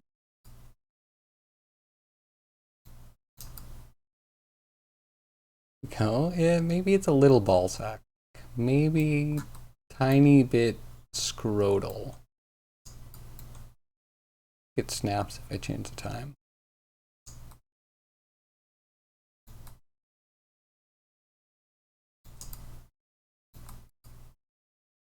Oh well, it was good. Be a little whistling sound with a ribbit mixed in for Herbert. Could be the sound of a male box turtle. I had a, what's it called, like a Western painted box turtle? It was cool. I don't remember it making many sounds, except for like the sounds that most animals can make, like actually I think that was its sound. I think that's why I remember it.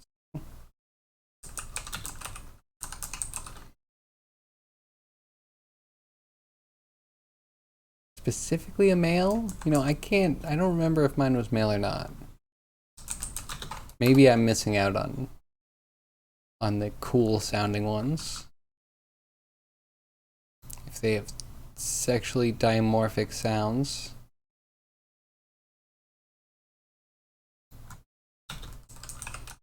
I'm looking it up, but it's not going to help you. Apologies. You know what? This doesn't actually look like the one I had. This one does. Hissing, grunting, and mating noises.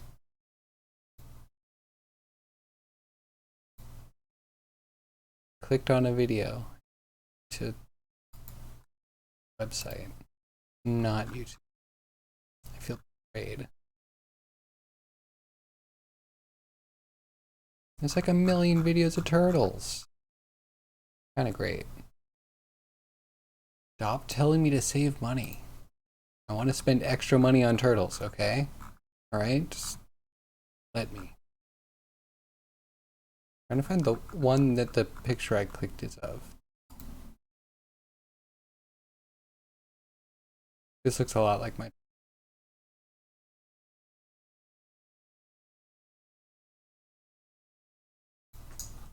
Here, this is for every one of you. Do you see this pop up again?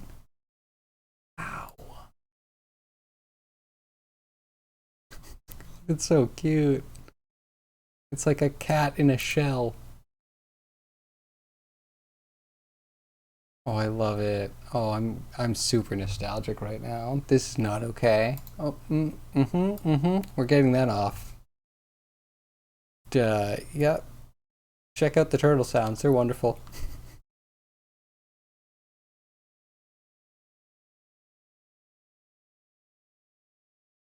It's a bit lewd, and it causes them to make a sound. This one, it was whining. Not like whining. I don't know. Every once in a while, you get an animal, and you're like, okay, this it may not have equal intelligence to a human, but there's something where it understands that it's communicating, and we're not a threat. And this one's totally like communicating. Oh, it's so cute. Pop off keeps, but weird sounds. Yep. Oh, that pop up sucks. I'm sure there's like a watch on YouTube. Right? Here we go. I'll put the YouTube link in just in case. I think I dropped this to be the whole video.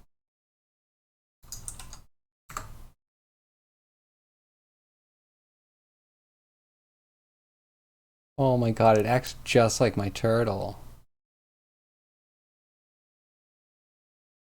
Loved trying to climb, even if it couldn't, like up a bathtub wall. Just loves it. Just loves it. Oh man, I want a turtle.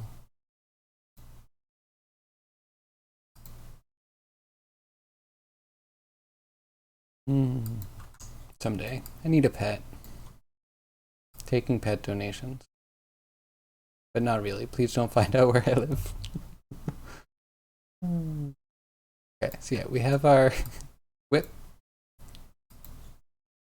Which, yeah, if that's too lewd, if that's AO, we have our backup. There's still something a little suggestive about this.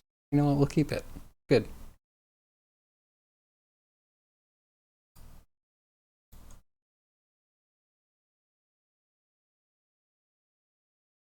There's a crying turtle with a respiratory infection.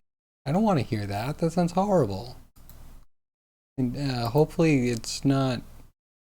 This one says hissing. I'm hoping that's not it.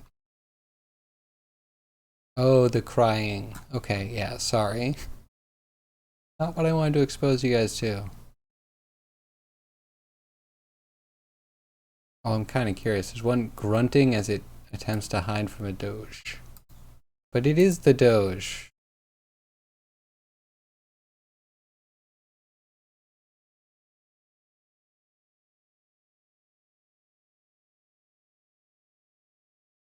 God, the pop-up is crazy.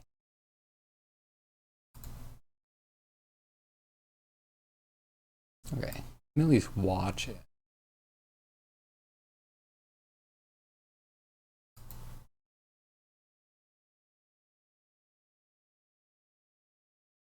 Oh, adorable. This is going to be a wonderful creature. This is going to be such a good enemy.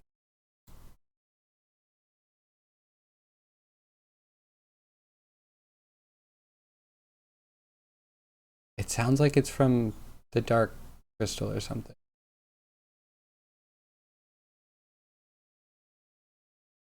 I wouldn't call that a grunt. It's like a dragon, though. Look at those arms.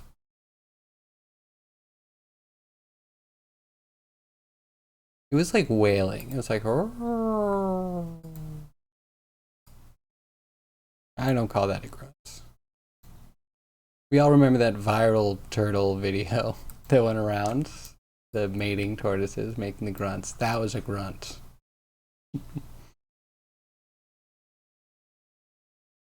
Give those extra heads, Hollywood extra white teeth. No, thank you. I value your ideas and your opinion, but no, thank you on the teeth. I will pass. We have that. We have firing the gun. It's okay. Let's make sure this one's not animated. We should be able to move this one to aim.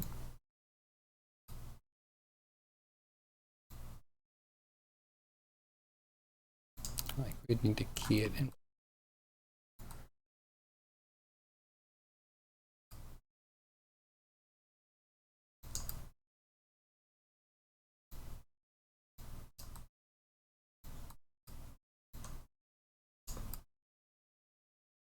Seems cool.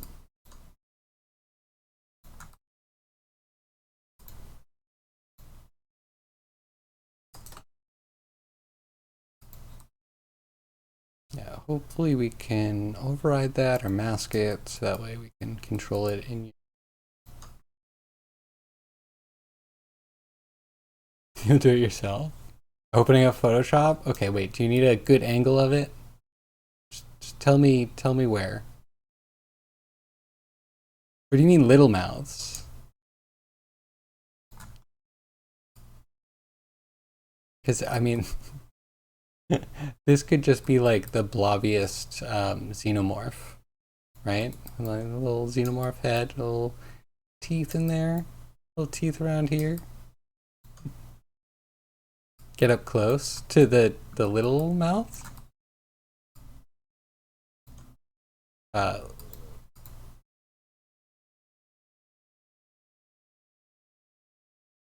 Good. Let me know. Closer, further, left, right. Make it a little bit bigger.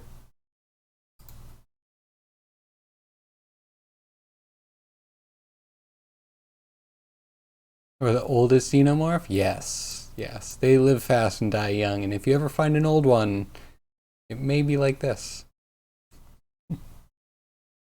They get soft on the outside, a little bit purple. They devalue. Not monetarily, but in color.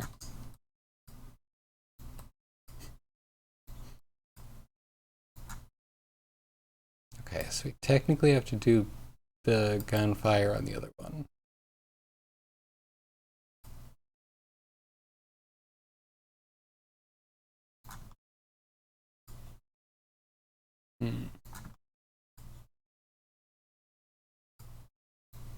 That's like a bunch of stuff. Alright, let's at least look at the numbers.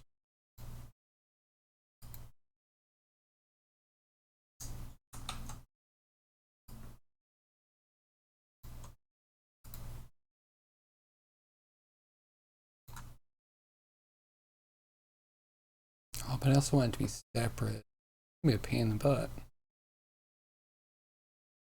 It's 250. Start at 260.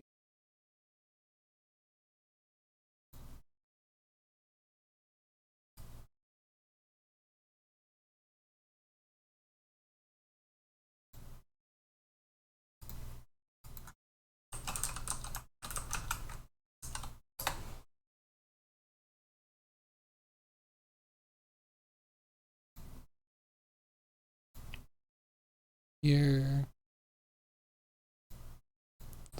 These guys.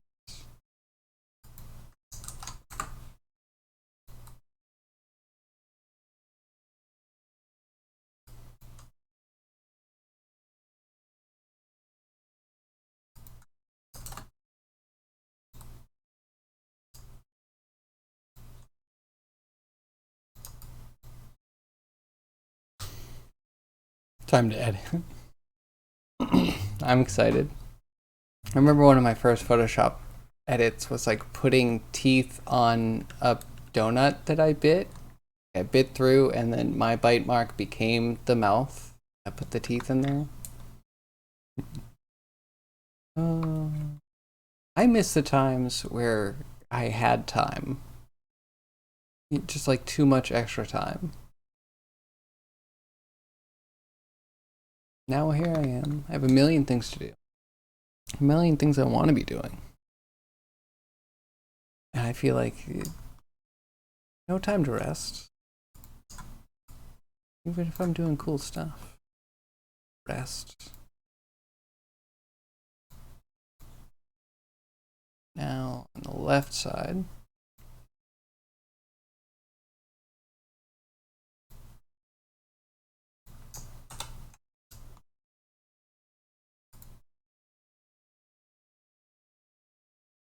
50. So 270.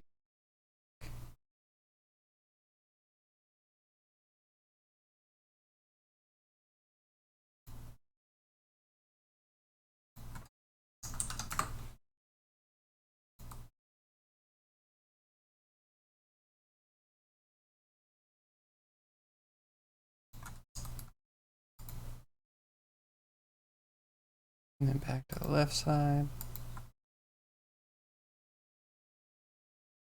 So Zombie, you slipped in, you said hi. What are you up to today? Anything interesting?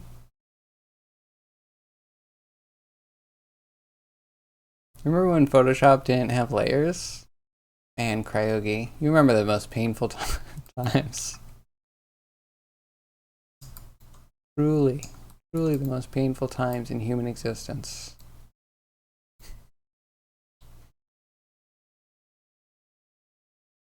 I think, what else? I mean, I guess I remember a time before animation layers were a thing. Um,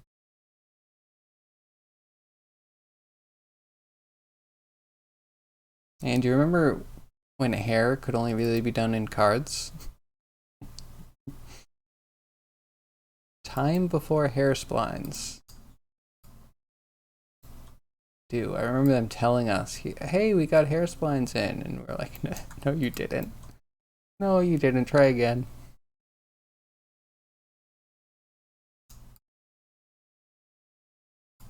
Okay, gunfire left at the end. Fish. 4.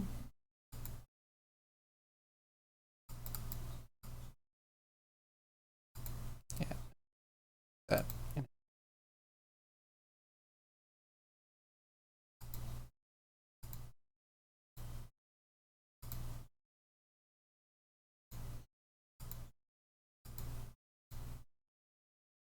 Okay, view here.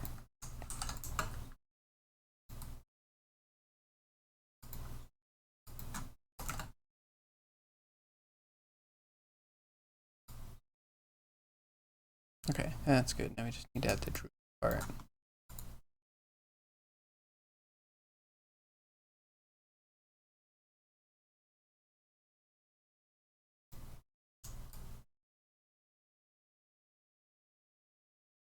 Must have been a while ago.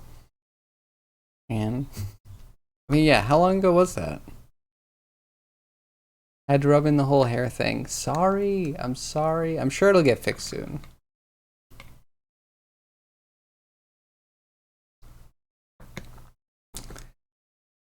Maybe we should do geometry node hair in Blender soonish. Something I'd like. We're gonna do it. We're gonna do hair in Unity. I think that's how I'd want to do it. Even if just placing and controlling hair cards a bit. That's 0, 50 is negative 3.376. Sure.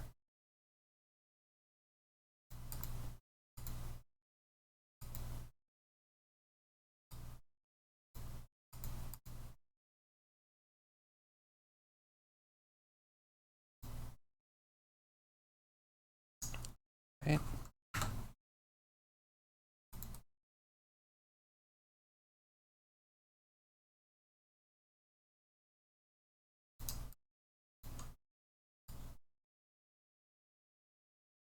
Okay.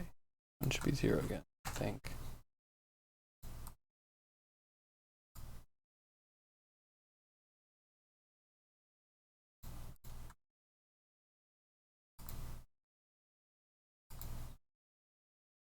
Okay. Count value, please.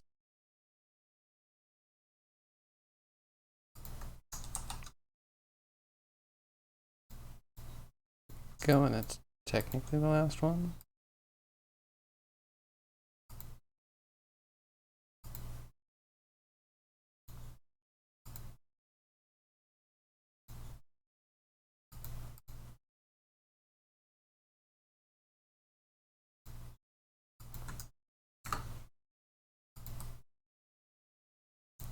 And it's 0. That would be good. Very responsive. About 95. Man, in 95, I was, I think, like 95 is when Diablo 1 came out. Diablo 2 was like 99. Like, barely a real person back then. Jeez.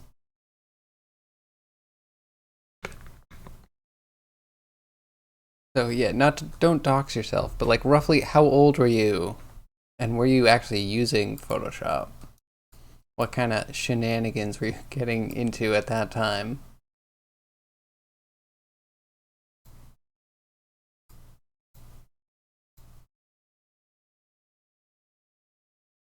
It's a bit like a sneeze.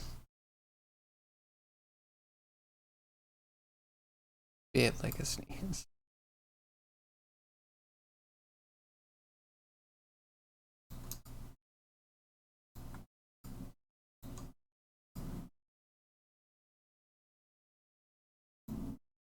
Okay, go to the end of the other gun and actually finish that off properly.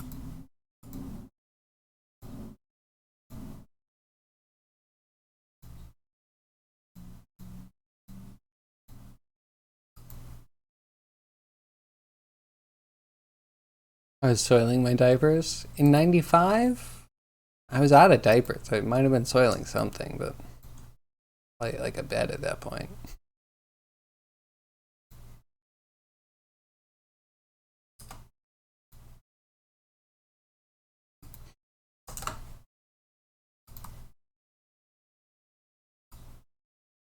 Alright, yeah, that at least resets.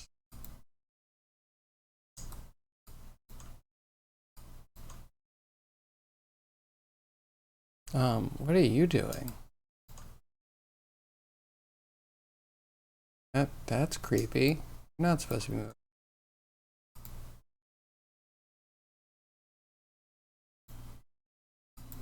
What did I do?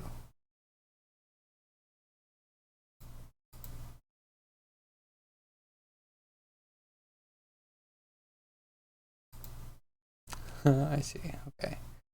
Zero everything out. Key it here. I think. I want to be baked with data on it. Cool. That works.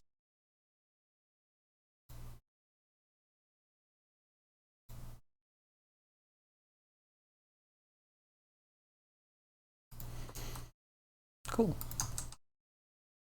Got them longy schlongy guns firing. You're editing your dissertation for the Art Academy in Photoshop and PageMaker. Okay, I've never heard of PageMaker. Let's hit that one up real quick. What is PageMaker? I could imagine that it's something like InDesign? What was that one that they had about laying out like magazine pages? Oh, wait, is it still around? Final release was in 2004. Licensed trialware. That was popular back in the day. Introduced in 85. Yes. So I was a thought back then. Must have been getting out of the middle school in 95. I don't know if I was using any serious software when I was getting out of middle school. I knew KidPix Deluxe. You know KidPix? Do you remember that?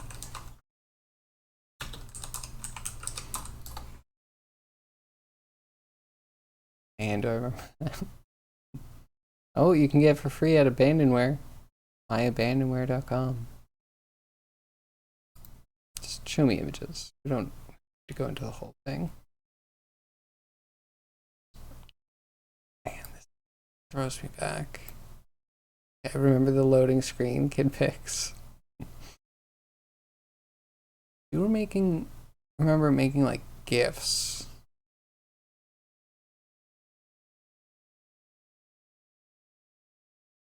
Anyway, it was interesting. Better than clip art.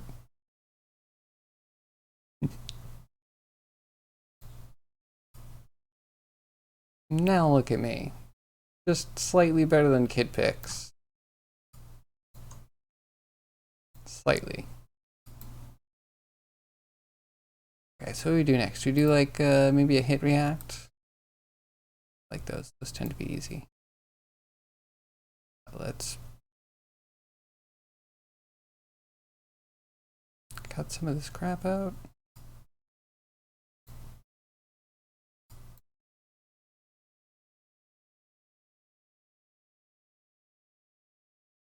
Try and think. No, let's just. How long do 15 should be enough. Start at 280, go up to 295.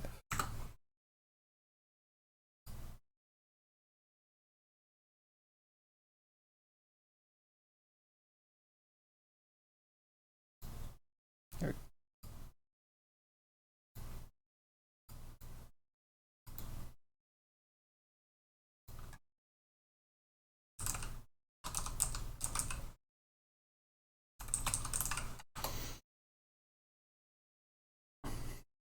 Yes, you're old, right? We had Apple IIs back then. They all had Oregon Trail on them. Yep, I remember the Oregon Trail. Those were the days. We had that. We also had like the Island of Dr. Brain or something like that. The puzzle game that I always found too hard, honestly. Too hard. I don't know if I keep the guns in or out. I guess keep.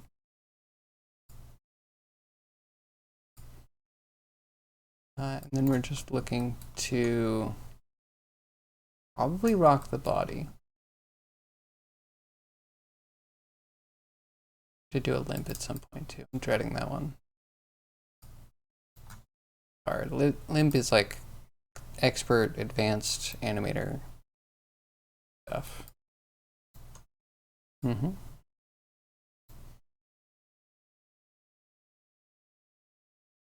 And Oregon Trail. Did you ever beat Oregon Trail? Like, when you say we had, do you mean school or like at home? At home, I didn't get a computer until way late. And I remember the only game I really had on it was Scorched Earth. Loved that game. It's amazing. It was easily the prequel to Worms, I think. I think Myst came out back then. I love Myst. I played it first in like 2009, 2008 or 2009. And then I've played it recently with the wife because she never played Myst, and we're both puzzle game fans. We played through that, really good. But yeah, I never got to play it back in the day. I had an older adult figure that gave me Quinn, or like let me borrow Quinn, being like, "Oh, it's like Myst, you like it, it's so cool." And I couldn't figure anything out about it. Like, I still to this day don't know if it's a puzzle game or just a game where you click around and find tidbits about the Qin dynasty. Can't remember if you beat Oregon Trail, but you did lose most of your family members most of the time. Yes. There was a point where I'm like, okay, well, I know how to get the furthest that I can in a run. Like, we start with the banker, we stock up on oxens, axles, and wheels. We hunt as much as we need to, but hopefully not too much, because then you get stuck in winter or something. I don't know if I ever beat it, but I could get solidly through the, like, opening section. And yeah, it always fell apart. I feel like it would all happen at once. I would like ford a river because I was daring, and like lose everybody. Like, oh, someone has typhoid, but he could still make it, and then, you know, ford the river, everyone's gone. Oh well, start again. The good old days. I like games that you restart. Something about them. Don't feel like I'm obligated to finish.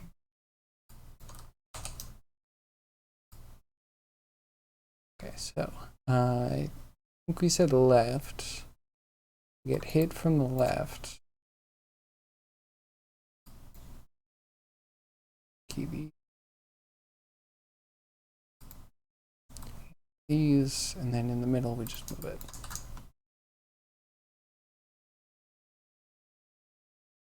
As a start, and we'll have some follow through.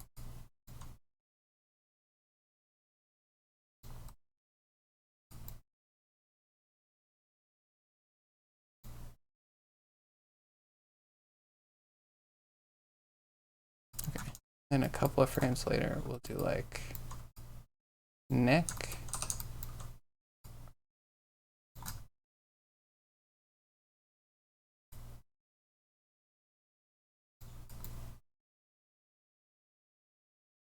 Keep that there, keep this here because you need to return.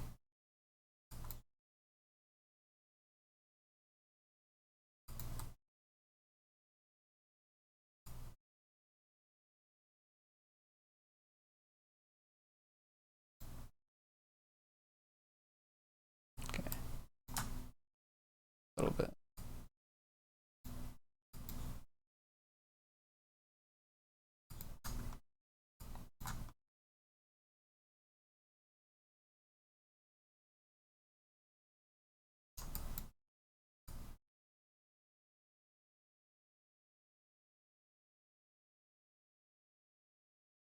Oh,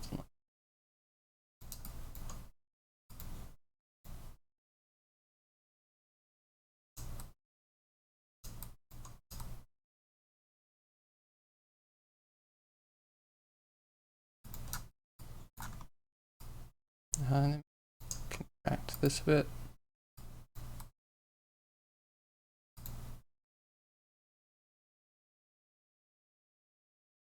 And so wait, if you did you play Myst back in the day? Myst must have been hard. I know I played after there was like a update.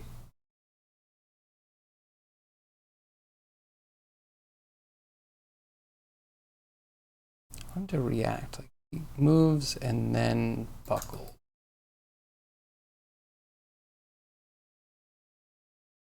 Okay, that I'll go over to here. In a bit.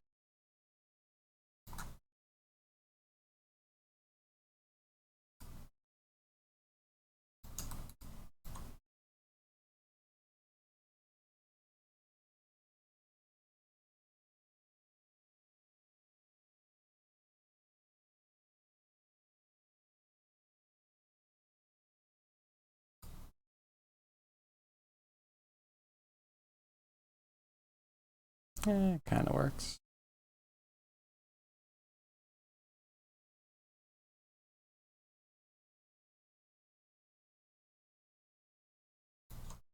This one can rotate a bit.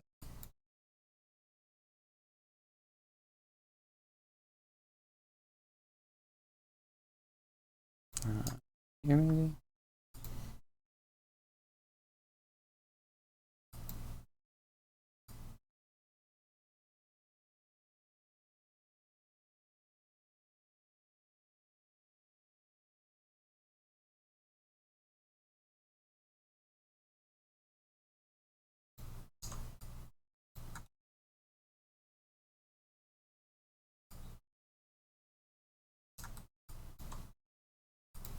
All right, we'll have to get the timing a little bit better. That should be okay. If we keep hammering it over and over, hopefully it'll give us more of like a, I don't know. If we ever do Ragdoll, which we might do Ragdoll, I'm not the biggest fan of. I still think it's good to have a hit react to blend with the ragdoll. I'm gonna fix that hand. It's gonna be horrible.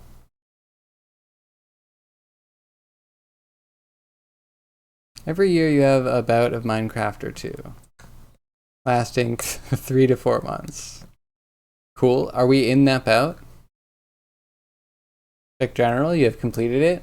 Excellent. Let's pause this for a second.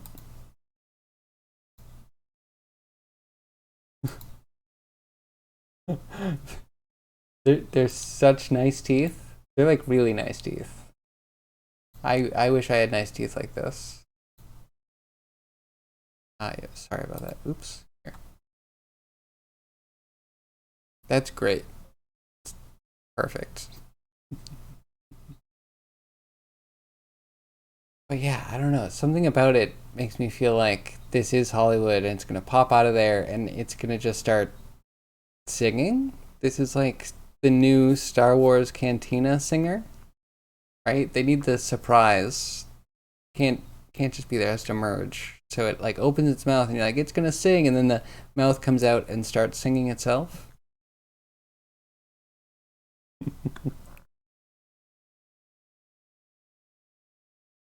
You think you played through the whole game of Myst, but it's been so long you forgot everything about it? Ooh, a good time to go back. Yeah, I remembered only kind of the ending and some of the characters. And when I mean the ending, I mean like you might also remember like the final thing where you're like, oh my god, really? That's how it is. It was like this. I could have the whole really. So like I remembered that, but then I couldn't like I needed to play all the way through to get to that moment again. So it was a good time. I would recommend it. They've put out quite a few updates. By updates, I mean remakes. So yes, I love this. This is great. I I don't know about in the game, but maybe. That would make it much more vomity.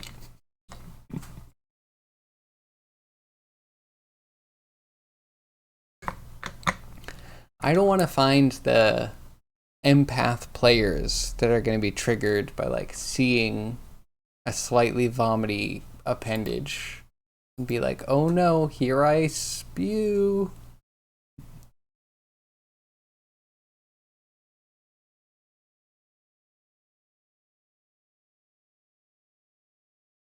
But yeah, Myst was good. I would definitely recommend playing through Myst again. I would play through Myst again if I didn't remember it because it's either last year or the year before. And the wife and I went through like all of them.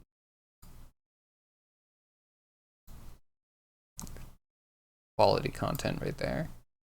When I say all of them, there's a couple I have feelings for, and I'd be like, yeah, don't play that one.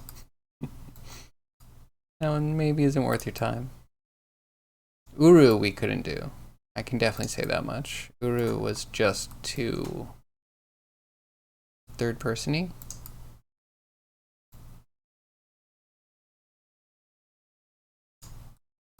Or like, what I think the best thing about the Myst games is that they have the like FMV in a high-res pre-rendered world. Like the graphics are really cool even today. If you play the original, you can see the polygons, yeah, sure, but like or like in some places because they couldn't even render the highest quality stuff. It holds up so well. As soon as you go to like traditional game making practices, I don't even think it holds up as well. Might be like, Danger, why aren't you making a first person FMV Myst like? I don't know, that's a good question.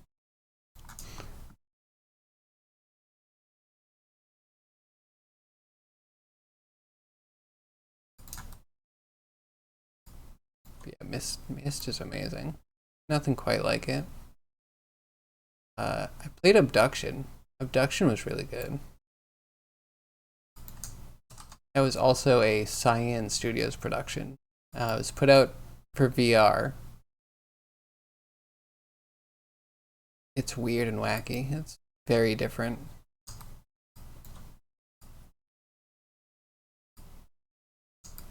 So I wonder if I could blend this with an idle, and then based on how much we blend, we could, you know, that's how much of a hit.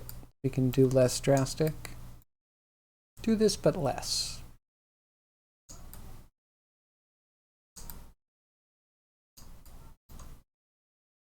Not too bad. Now, like this we might, we can't really mirror because it has a starting stance. Arg. Be a cool tool to make though. If I could reduce all my animations into just scripts. Holds up so well, you don't remember the switching of the CD-ROMs? If you're talking about Myst, I'm going to give you the caveat. I played it on a service that doesn't even exist anymore, but it's still like a good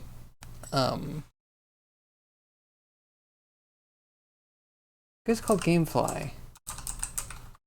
I don't think Gamefly exists anymore. Maybe they do, but they used to have like Netflix for video games.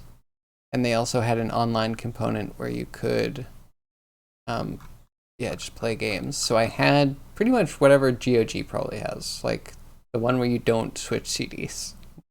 The whole game in one installer. Oh my god, Gamefly still exists. I'm actually baffled. This is crazy. This might not even be bad. Oh, but $15 per month after? That's bad. But yeah, they used to just have like a really big game library. So it's just another place where if you wanted to play retro games and not have to buy each one, it's good. But yeah, I feel like I've always been pampered. What did I play with multiple ROMs? I played Final Fantasy VII that had multiple CDs. I played Legend of Dragoon. I never got to that last disc. I'm trying to think. There were a couple. I don't remember which game. One game I had actually had the like fold out. So it was the single CD size, but the jewel case folded out an extra time to have 2 discs in it. And what was cool and cutting edge at the time is like absolutely nothing now. Welcome to the future. Everything you knew isn't cool anymore.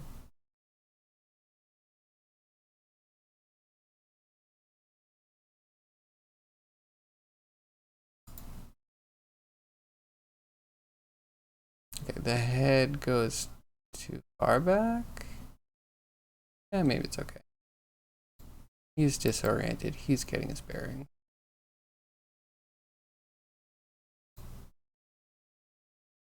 CD-ROMs, what a luxury over diskettes.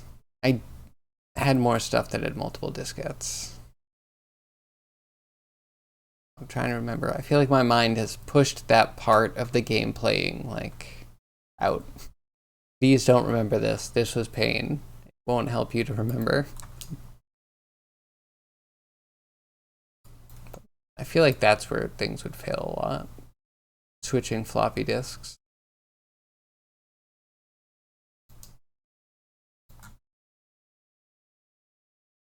Reminds me of Pool of Radiance. Came with 8 floppy disks, and before you started the game, you need to put each one in the PC and flip it over so it knew you had them all. Then you had to add a secret code with a wheel with runes that lined up and gave you the code. They gave you a decoder ring for it? That's amazing. Pools of Radiance, what was that like?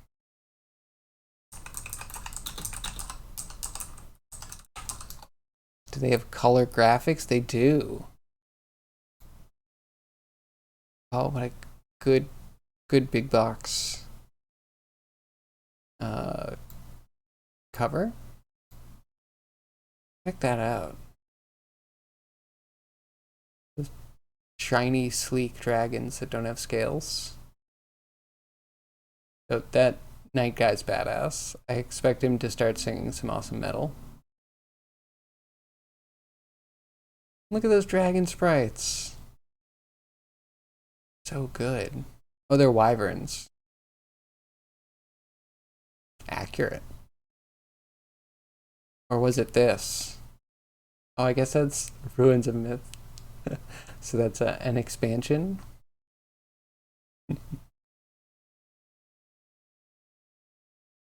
This looks cool. And we can make this game. Ooh, that's advanced. We could make this game.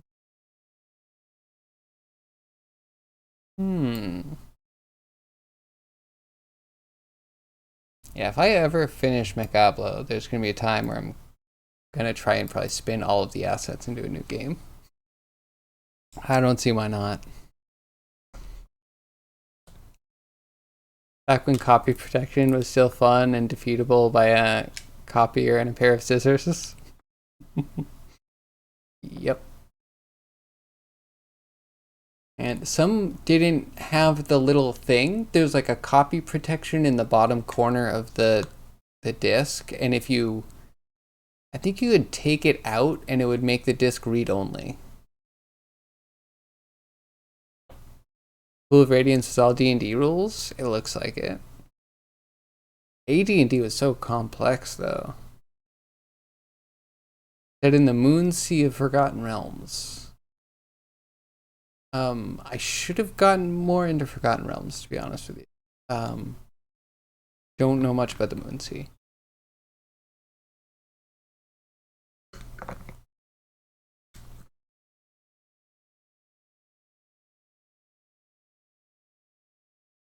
Pools of Radiance is the game that introduced you to kobolds. Insane hordes of kobolds. Wait, really? What did they look like?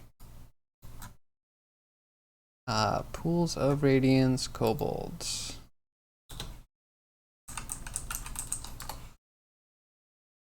Oh my god, they're fantastic.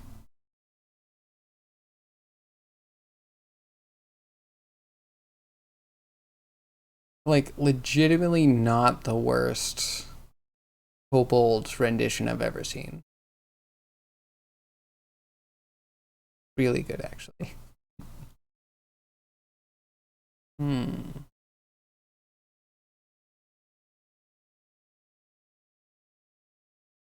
That Sip, maybe Tobias, Gob, Lindsay, and Buster. It's like those shirts that are popular. That would be a throwback shirt. And kobolds are so cool in all their iterations.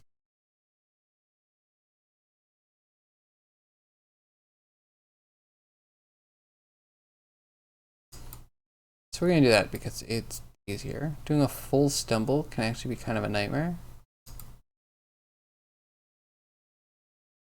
Especially because it's not gonna like loop well. Loop like okay, but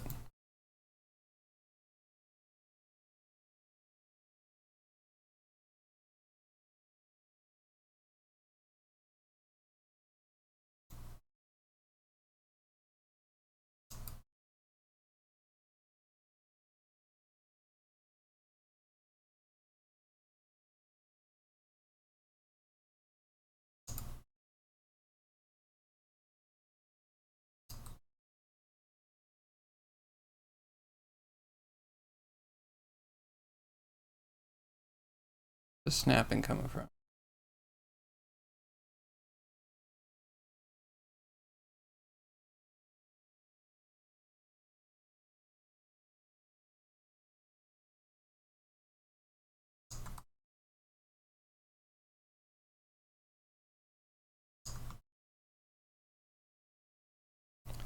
This, I'm gonna take these out.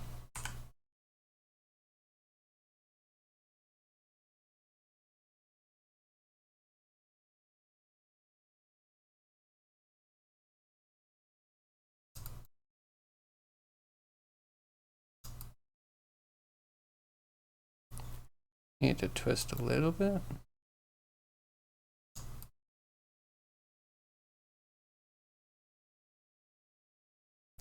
or a lot of it.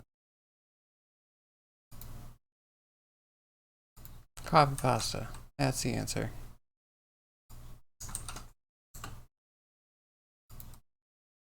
I hope.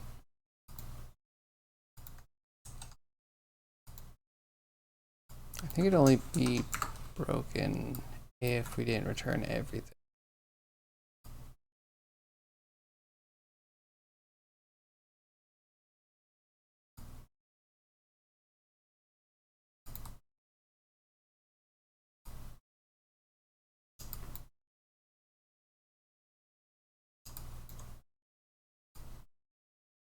Okay, yeah, that's less distracting.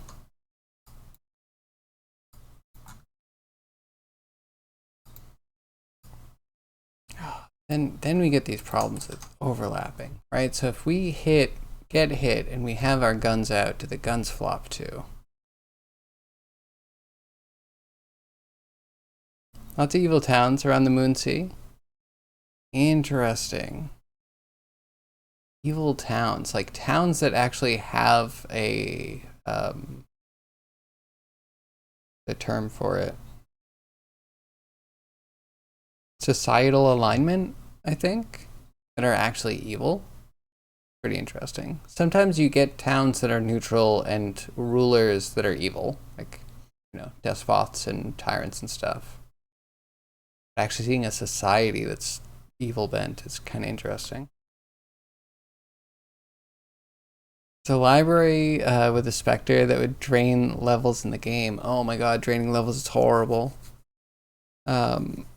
Wizards would always die to it and then get drained all the way past 0 to level 255. He was a god character after that.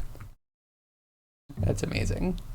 I love all the glitches in games that have to do with like rolling over your numbers, like filling your registers. Because the glitches you get from that, someone has to go and document, but they're not completely related.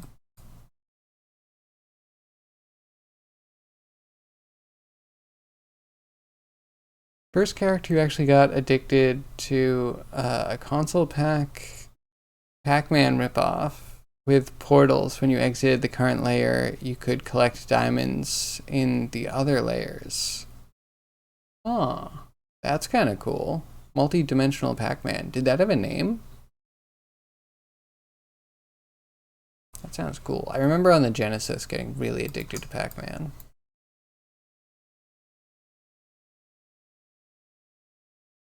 But also getting so mad at stupid Batman Returns, which I think was just Contra.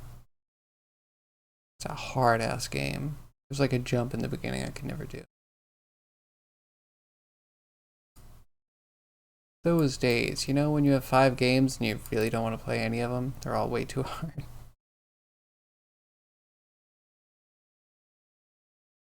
But that's why I made friends that were good at video games, and then I would watch them play video games.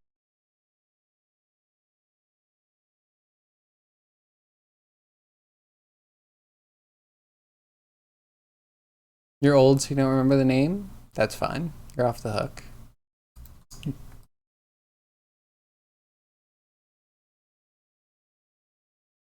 And I still remember my friend mailing away for one of the first games we really got into.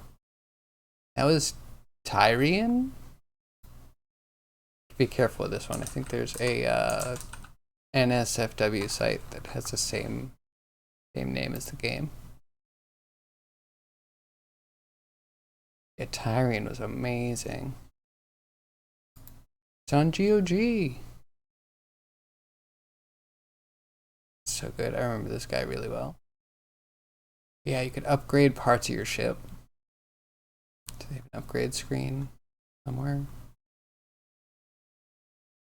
Just like so inspiring. Like the coolest UI. Even by today's standards, it's just on another level.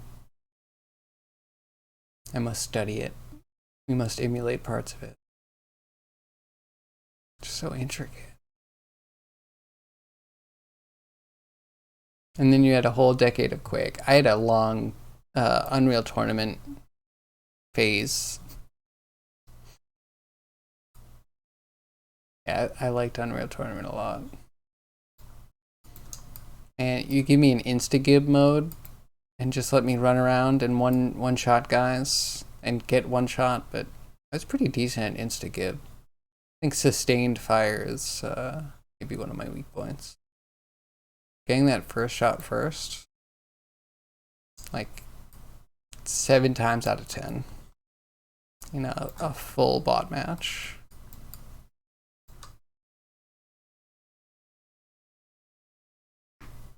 The wife played a lot of Quake Arena, I think.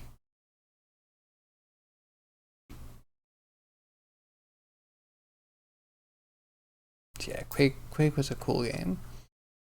Have you gone back and played it since they did the ray tracing? Because that seems cool. Looks like a whole new game.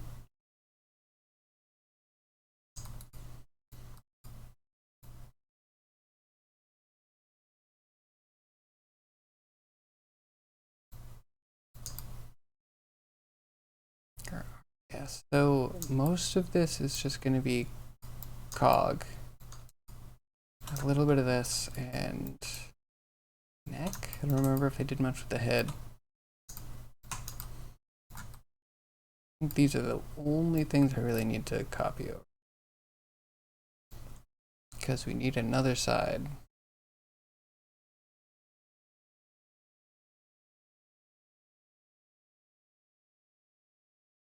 To go up to 300 to 315.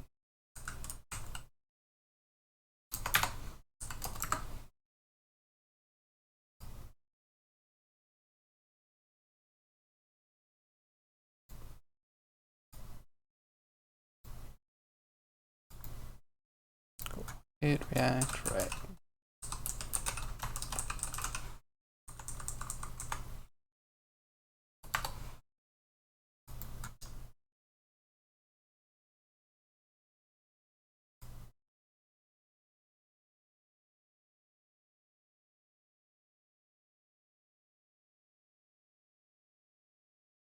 Mastered the railgun in Quake and Arena. Sometimes watch the Quake tournaments. You should watch some Quake tournaments. Those seem like they'd be really interesting. Nice and fast paced. I know what's going on. Let's see. In Unreal Tournament, I was decent with a rocket launcher, but most people were. Flak cannon, but everyone was. I was decent with the alt fire for the flak cannon, which I think was not for everybody. You know, a little bit more of a mortar fire that you have to figure out your arcs for. But yeah, I loved that. That'd be so satisfying. Landing an exploding football in your enemy's lap. Actually, wait, yeah, what's it called? No, it wasn't the railgun. It was the link gun. It had an alt fire that would tether within like 5 degrees, and then it would have like an assault rifle submachine gun fire rate. And I was pretty decent with the fire rate.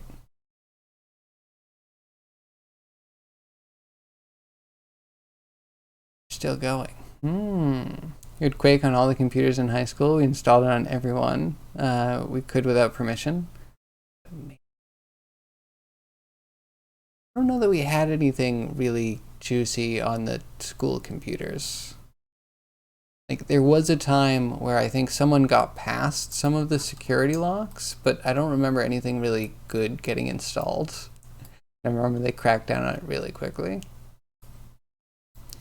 Which is the ultimate bummer. And administration, you gotta be slow on the fun things and like fast on the dangerous things.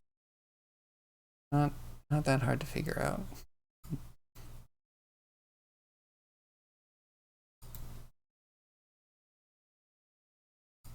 Actually, I had one friend who was doing mostly IT stuff in high school, because like by the end of high school, you could end up kind of pushing more computer classes. And for a while, he would carry his laptop around in his backpack. He was He was so pro. The only one in school to have a computer with him all the time. And then they were like, you know, it's the time that things were getting more dangerous or whatever, school shootings or what have you. So there was like a no backpack allowed, like in classrooms or around with you. And that sucked. But that same year, I got to see my English teacher beat the Demi Lich from Baldur's Gate. And I was like so satisfied. Like, yes, this is good.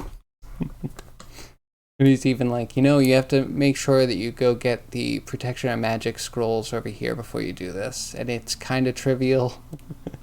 But if you don't, it's almost completely impossible. I loved that. So good. You had Thunderdome 14 CDs to go with Quake. Wait, I don't even know what that is. Those tracks can't be separated from the game now. Oh, OST?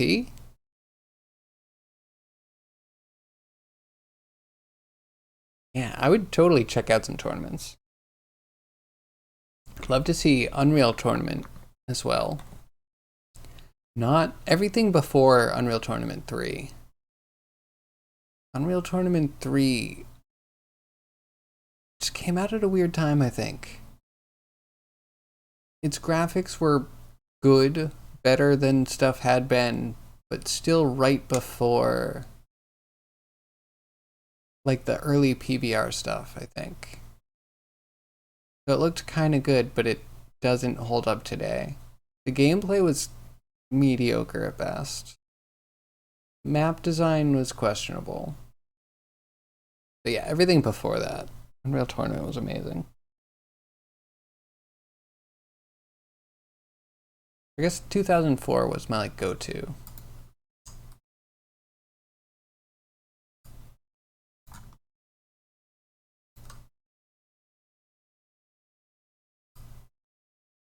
Okay, so we'll do one at a time.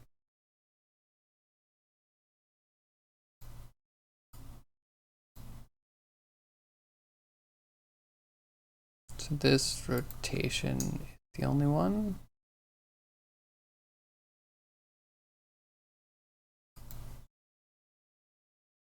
The rotation doesn't change. Okay, so copy this. I'm gonna zero it out beforehand.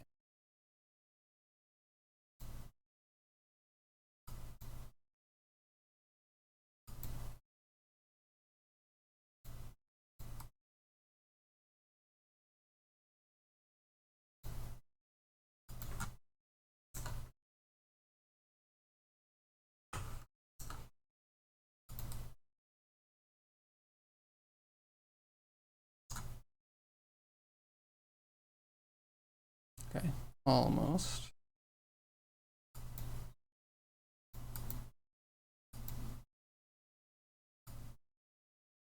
Then we're at 0 by the end. Cool, do that.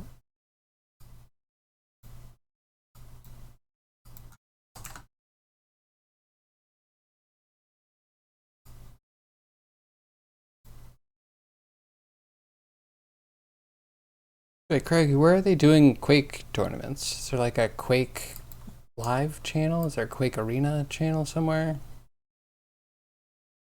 I'm intrigued. You find interesting tournaments.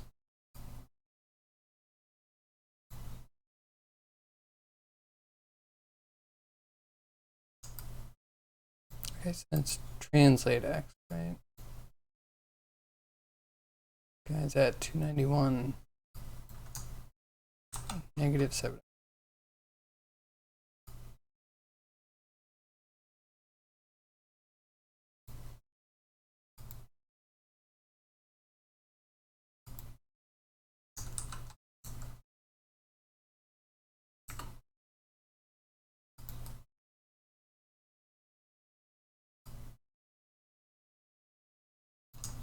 Cool. I think that's one control down.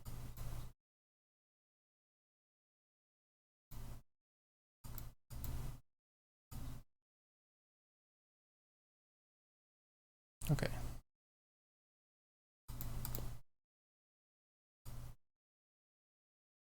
So key 0 here.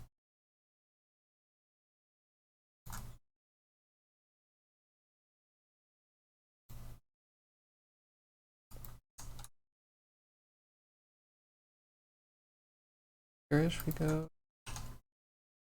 Negative on the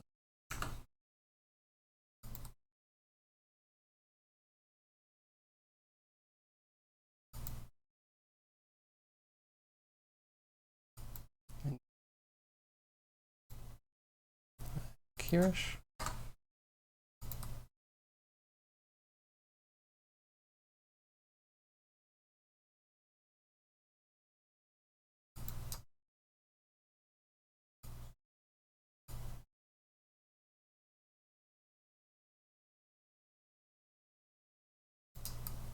Just look at it this way. Oh, definitely cuffed.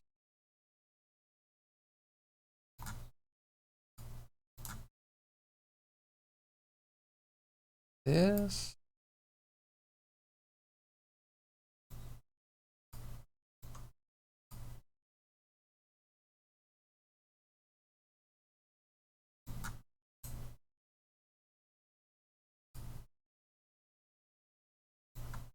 Oh, that way.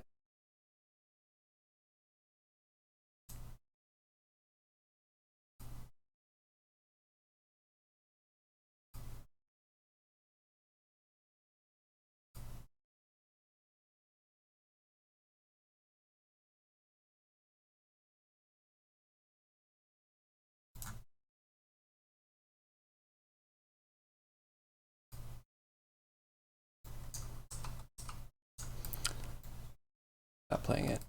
Let's just do the neck next.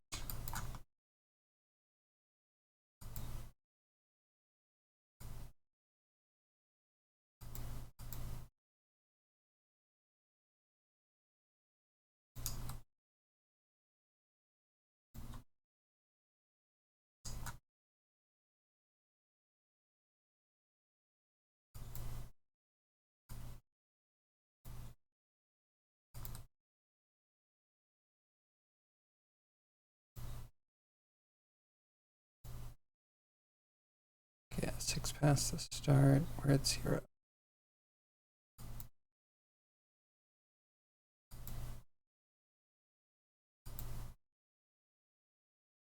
Nine past the start. We're at 11.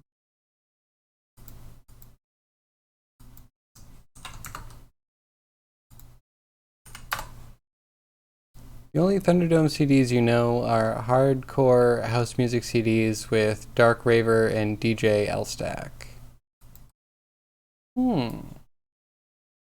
Okay. It's fair. I don't know that. Should I look it up? Is it good?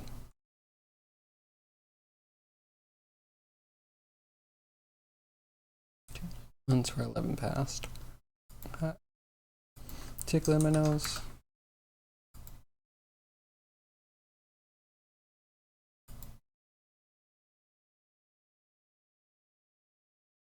All right, probably negative. Do it.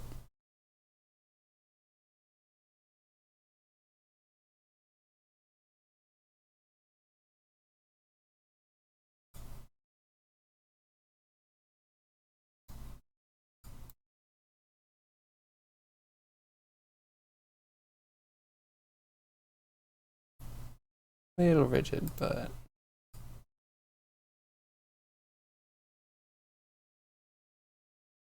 could be worse.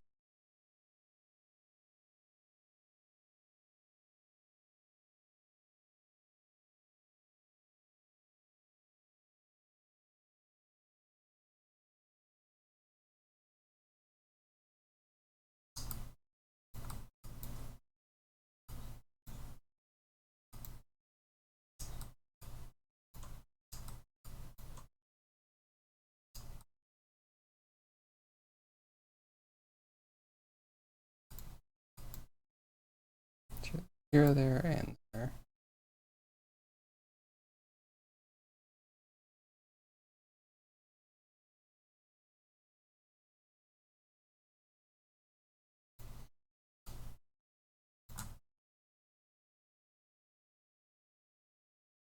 going forward.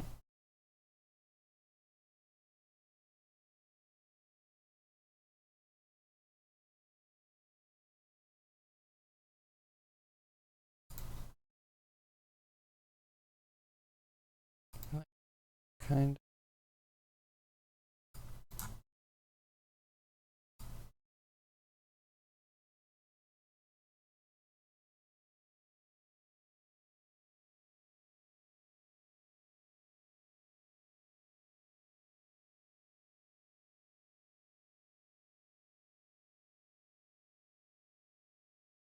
A weird wiggle in there somewhere.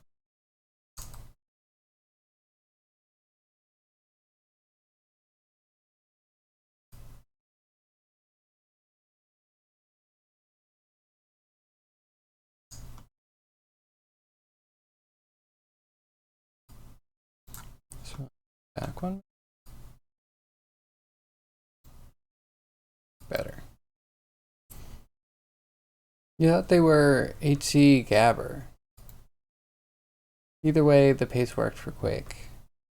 I mean, I'm always listening to Buckethead, which it varies in pace, but it has a lot of stuff that's pretty intense, pretty quick. Actually, was it called Sigil? The John Romero game? He did all Buckethead songs for that soundtrack, which is really cool. Metal Hellsinger. Oh, I'm excited to play that eventually, I think. I hope I like it. The music aspect looks cool and the gameplay looks okay, but maybe a little bit too demanding. Anyway, I'm looking up Thunderdome. XIV. Death becomes you.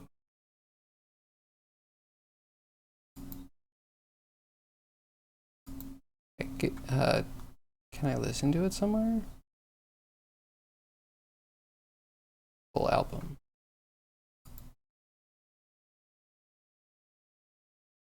Oh, special German edition.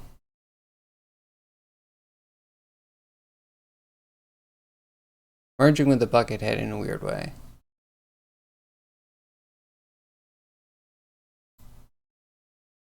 Wait, is this the right one?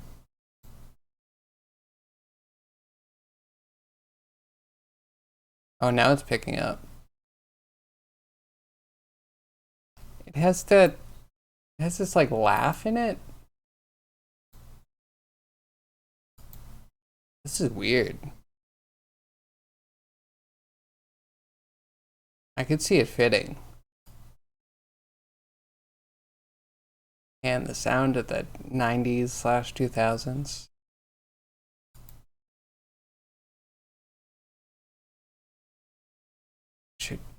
Do we do one with the guns? Because if the guns are out, they should flop too, right? And they might be masked. Maybe we do a hit just for the guns. Or we put them in and then we mask. I don't know. Figure it out. I haven't used mask too much. I'm reluctant. It feels like a lot of setup, and I have to make sure that it's set up consistently on every enemy. Dang, this is bouncy. That's one you don't know which edition you would have had. Thunderdome, oh baby. Is this considered house? There's something about this. I don't know if it's happy house, but I would still. I also don't know how I class genres of trance. It's actually really good. The Tarzan scream. Played many, many times. Yeah, the samples are really interesting. Man, everything back in the day was so dank. We really had like just the best techno. Is that a frog? It's a frog-like thing. What's up, Mini Ninja? How are you?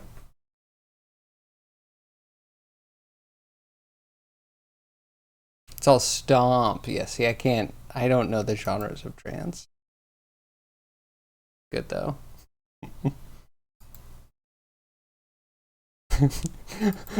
what? What is that sample?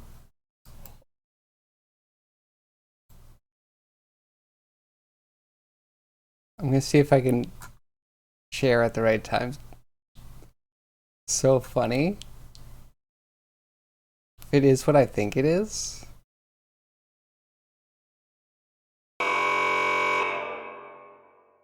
One moment. 3 months of not using Maya. Tongue. Rabir, thanks for the sub. Always appreciated. Okay, you know what? I might have heard it from somewhere else. We're just gonna move on from that.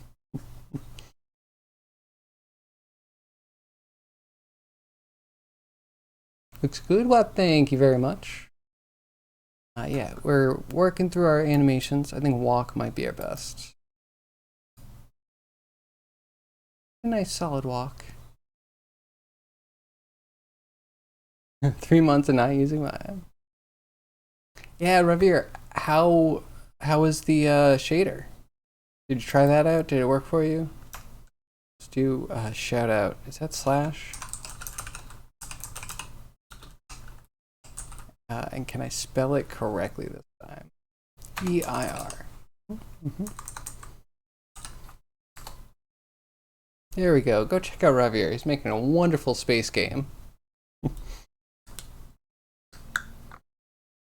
Get ready to stream it a bit? Nice, nice. I can give you a rate. I know where I'm going. Sipping coffee in anticipation. Yeah, I know the routine. Yeah, like in the fetal position, rocking back and forth, like stream. Start soon.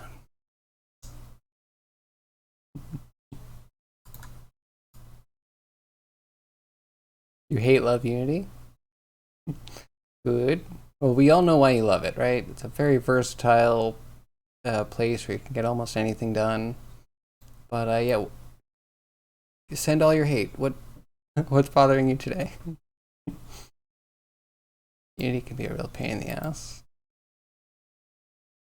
Not that I would have it any other way, though.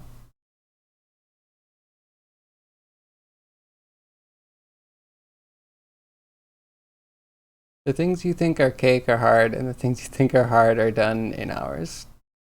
You're not wrong. Yep. Yeah, there's a couple things that I consider hard because they're tedious, and they're not really hard. Just, yeah, I don't want to do them. I don't want to start that. And I think layers in the animation controller is one of those things. But we have to do it for the guns. Which, let's show off the thwip. So the game might get an AO rating. We might be adult only because we have a lewd frog. But we have a backup. If this is too lewd, for whatever mystery parents are used for ESRB, I'm probably not submitting to ESRB. Craziness. Why would I even bother? But we have another much more technical gun preparation animation.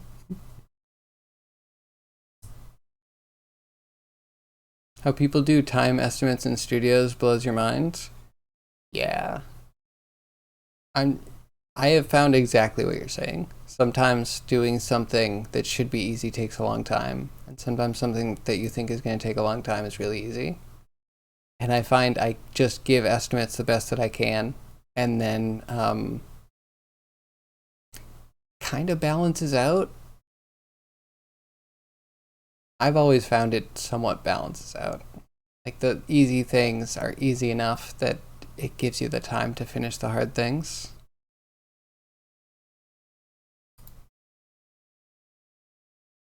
Yes, sir. People won't like your hookers and blackjack. I mean, yeah, maybe. who knows? By the time it comes out, maybe society will have different standards. So you're moving really fast. I could see that coming out in like a year or two. Easy.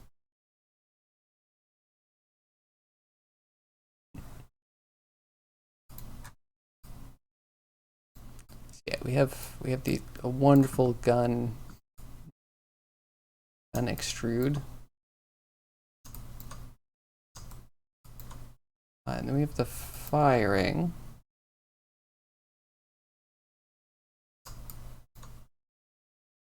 Shouldn't do that.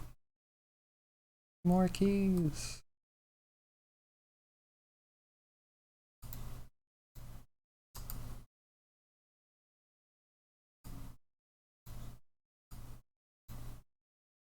Buttons.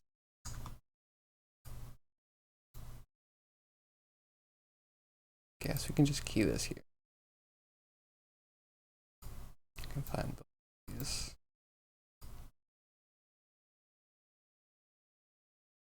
Still a little movement.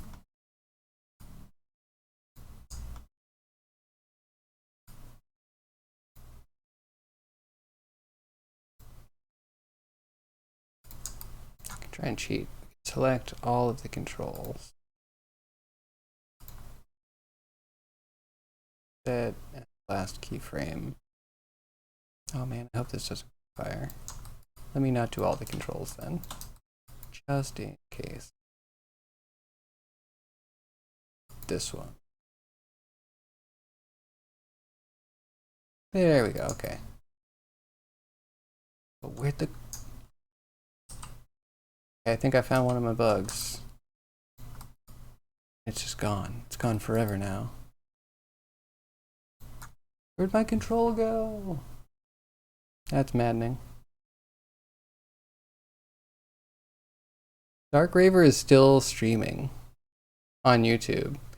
Ew, YouTube streams. And I wish there was competition for Twitch, but not if it comes at the price of YouTube's format. They'll figure it out someday, I'm sure.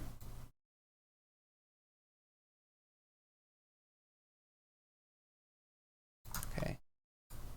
Head moves.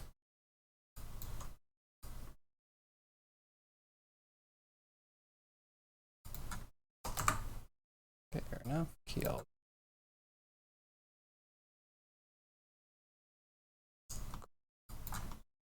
This control. Where did that go? Now I have an idea. We might have to dig into some scripts. Why not today? Maybe tomorrow. It's like a mid control. It says visibility on. Has a visibility. Delete this. I mean, it was already on. Confused. Oh, and then undo isn't gonna work properly.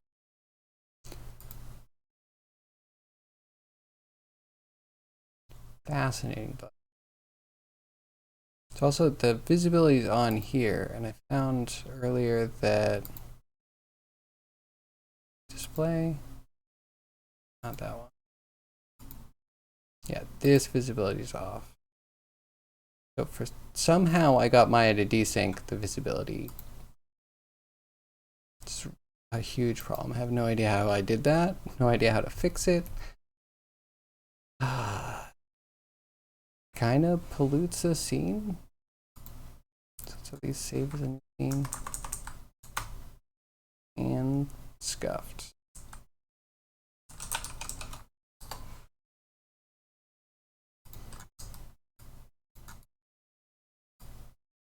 Yeah, it's always going to try and reset.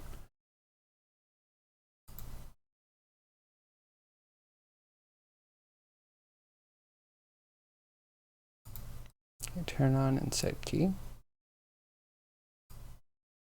Aha, okay. Alright, maybe not all is lost. Is that going to work for the hands, which may or may not have been a problem earlier, and I've been ignoring because I'm a good dev? That's how that works. Visibility on, set key.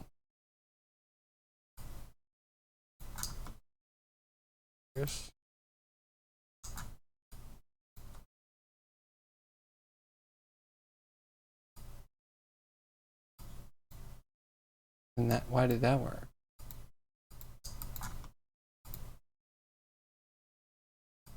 And the bugs you get in Maya are truly unique, wonderful creatures to be collected, each and every one.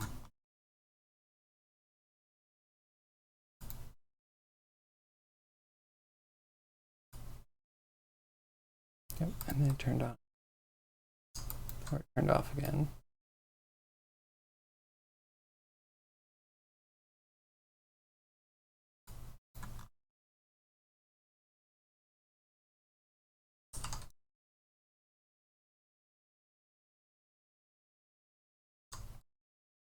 Sure. No idea where this goes, but whatever. Always be visible. That's a hack.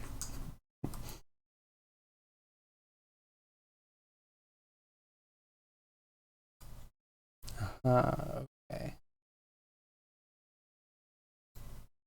Well, like we have 2 visibility.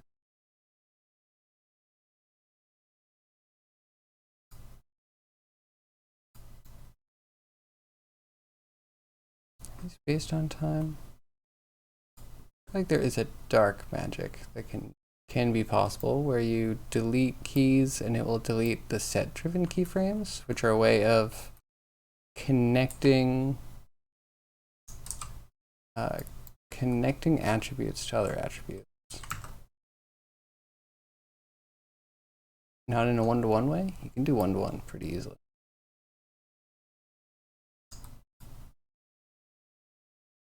Okay, let's try the all the time. 1 key is good. Okay, so yeah, maybe we're not so corrupt anymore. It's really weird that it has 2 visibility variables connected. They're still rocking the vinyl? Wait, what are you talking about? Like a record?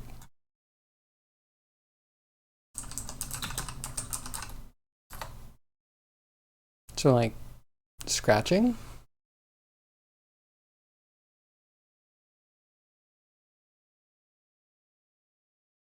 Okay, let's hear a sample of some of this Dark Raver. The Dark Raver.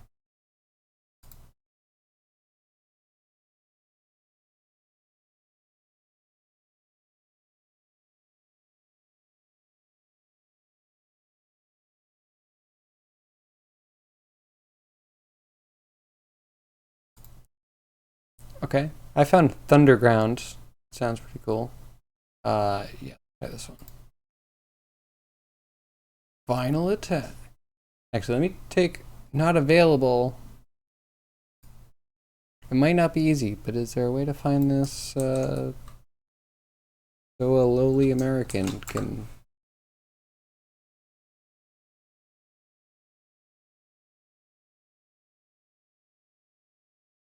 Yeah, maybe this is it. Like an hour long? Is that right? The video is muted due to copyright claims, so I'm just gonna watch you spin discs. That's not muted at all.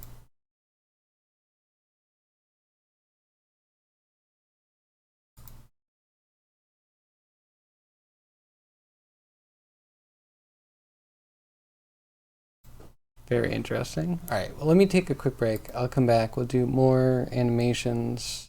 Do I have an animation list somewhere?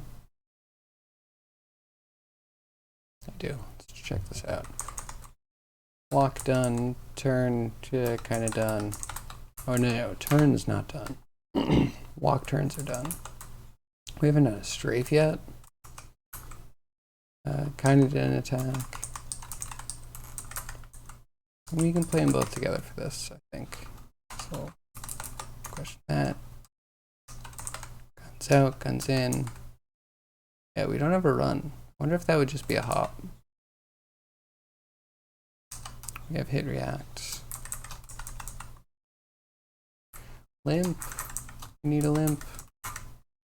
And you add one feature in to one enemy, and all of a sudden every enemy needs it. Okay, yeah, I will be right back. Sit tight. See you soon.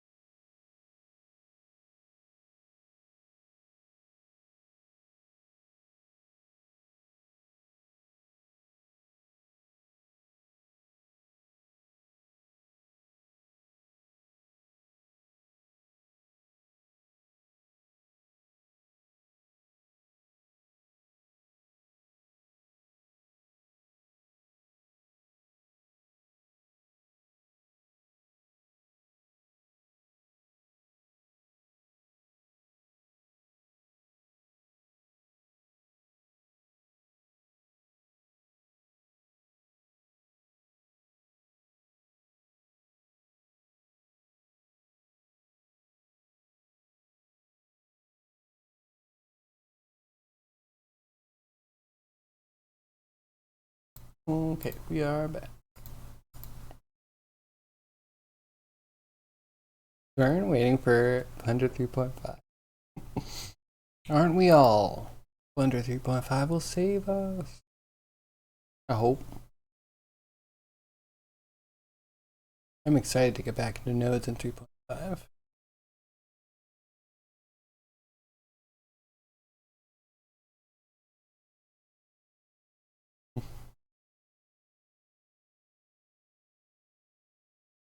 I'm gonna sound like an idiot. Who's Ed Sheeran?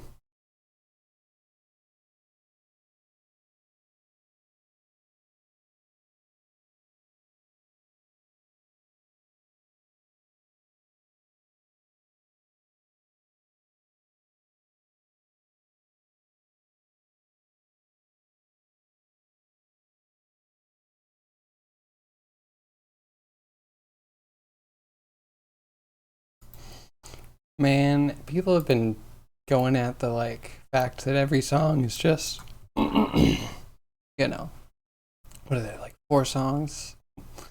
Everything can be reduced to 4 songs, 4 chords. Amazing.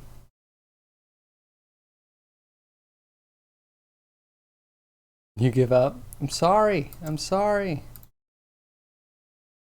I've definitely heard the name. I'm not completely under a rock, but who he? Why should I know him?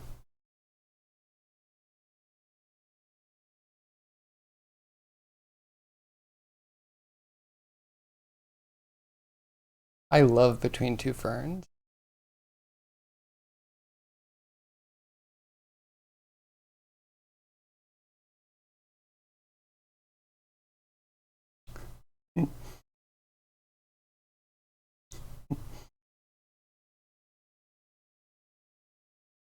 Sorry, give me a second.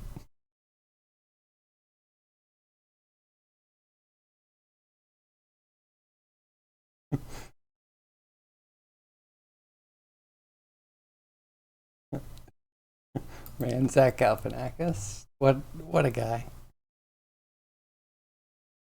Yeah, but I'm sorry. Why should I know him? What did he do? Evidently, besides playing any song with 4 chords. Why should I know it?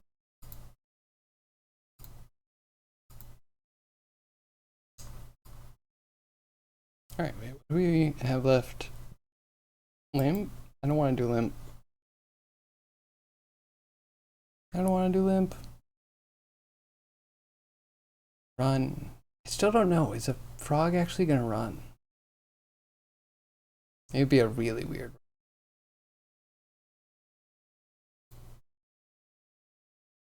Hmm. The death. What do we do with the death? Does he keel over? Does he go face first into the mud?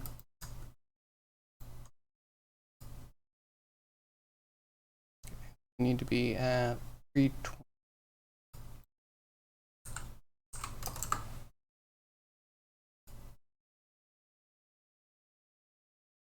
Okay, this is our next animation. Whatever that is. We could try limp. We probably won't get it done by today, but it will at least be a solid chunk of effort. We need a limp for every leg. The other limp we had for the mouse, it only ran on 2 legs.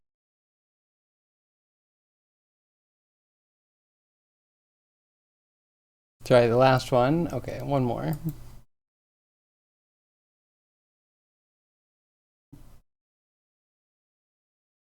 Brad Pitt.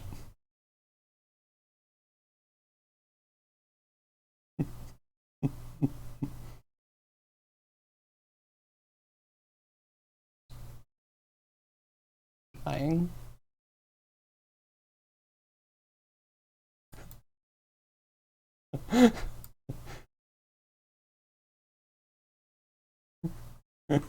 Man, so good. All right, so yeah, limp. I want to start with the rear leg limp because that's going to match up to the mouse. I guess we need I want to do 4. Don't make me do 4. And that's so good. And those just were great. And then I don't know if I've actually seen anyone react that poorly to Zach Galifianakis. That's great. Yeah, that is kind of the most offensive / provocative one, right?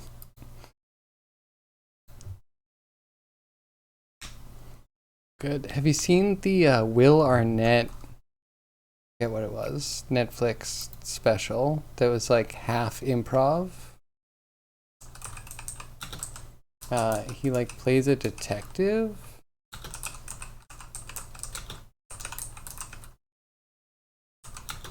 Google, tell me what I'm thinking of.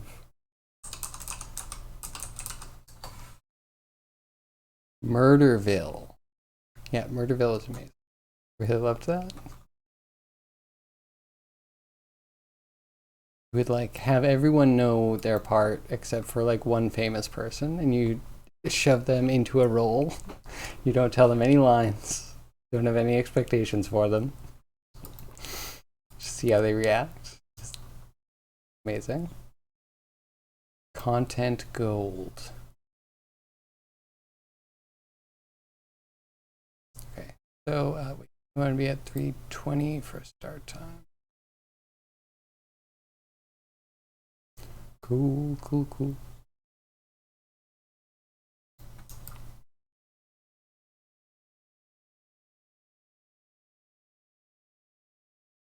Yeah, crashed that lamp. That was made wrong.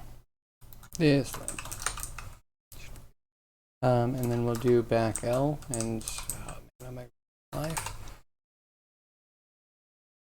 Wonder if I can figure out the math to make a walk into a limp for each leg.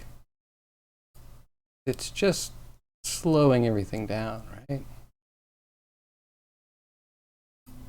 Well, slowing everything down around one leg being planted longer than all the others.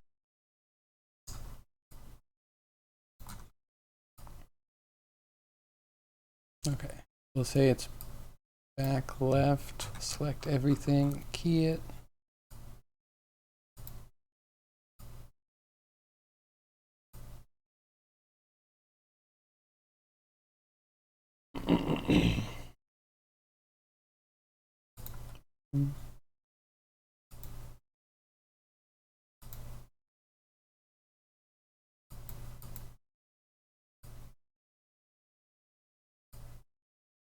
Totally forgot about Blender. Totally forgot about Blender. I was thinking about it earlier today, though. Like, we were getting somewhere until it completely crashed on us. A little bit all over the place. Forgive me. Yeah, we should try that Blender thing again. I think it was a weird error handling issue. Right? And then it would be cool to try and transfer our current animation code. Be a good start.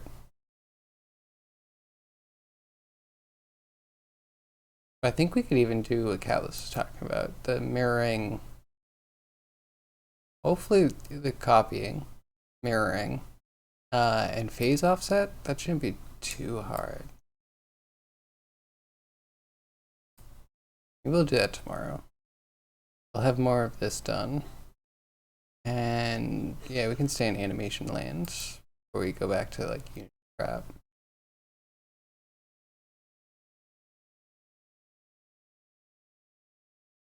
We also don't have strafes. Is strafe gonna be easy? I think strafe needs to be the same pace as walk. We just make scripts to just change the walk into everything else.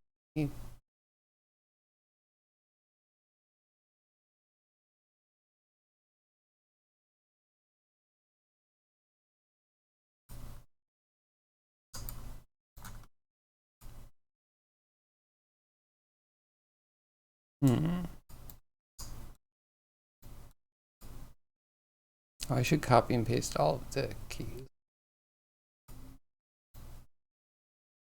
I think we're at 80 to 95 for the walk. So yeah, Craig, are you down for doing more Blender tomorrow? Try it out. We'll get that animation script done. We're going 320? 335. Everything being in increments of 15, working really so far.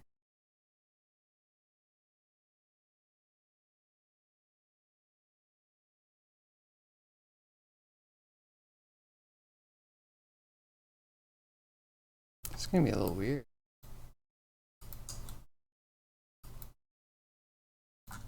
See, the limp on the biped. He starts with weight on the leg, so that's already a problem.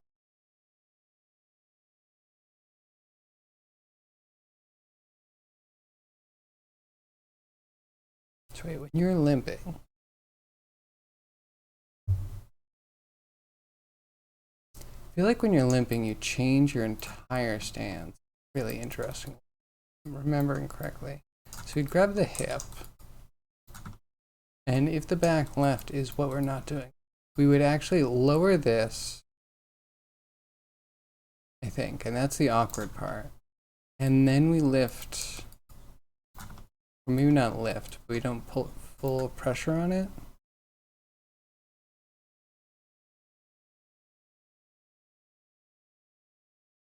And maybe like that.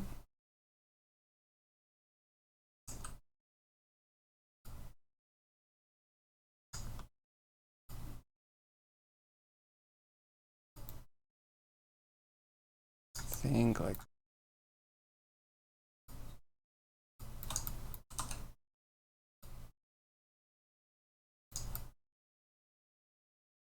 barely touching. Well, maybe it's solve that later.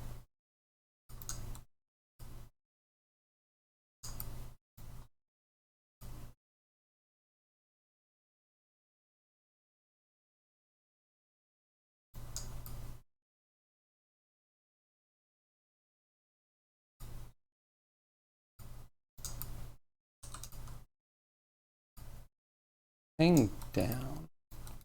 It's like maybe I try it the other way. So the weird thing is when you are walking, you usually have your pelvis tilt. That way the leg that needs to swing forward has more room to move. I feel, and without any reference, like you might actually decrease the distance. Or would you just overcome?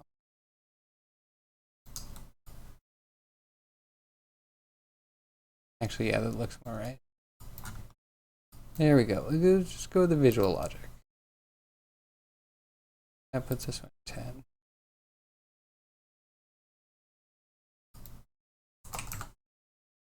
Toad twerk, maybe? I set up every rig I have so that way we can get a full pelvis thrust twerk going. Oh, I didn't give it a tail. Just kind of kept the pelvis. Well, the whole thing's scuffed now. Let's just abandon the whole thing. Clearly I failed.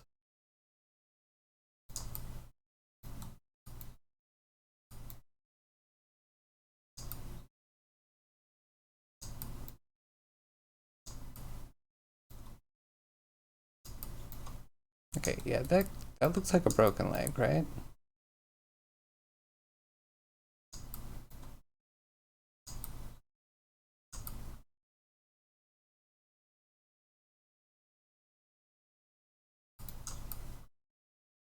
And if we're going really gruesome, we could have him like drag it. Maybe we try that. Just for giggle. Horrible, sadistic giggle.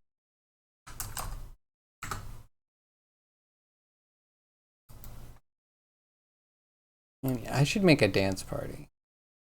All of my creep.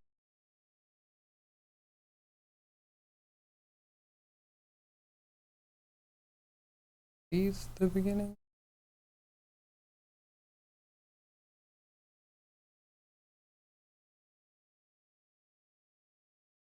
There.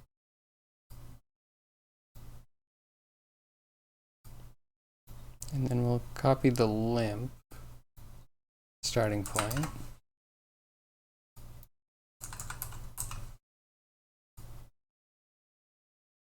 $340. 55. Yeah, I can math.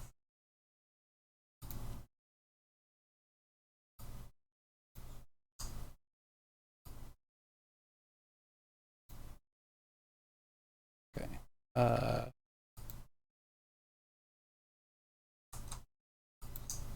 Still this, but like extreme.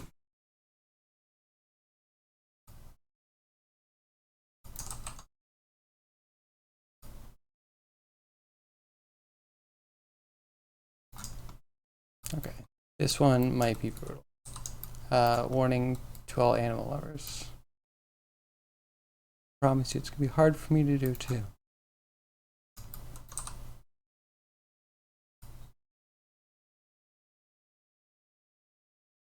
Good. This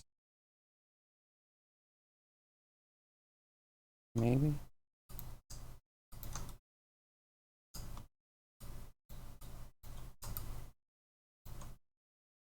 Let me grab these toes.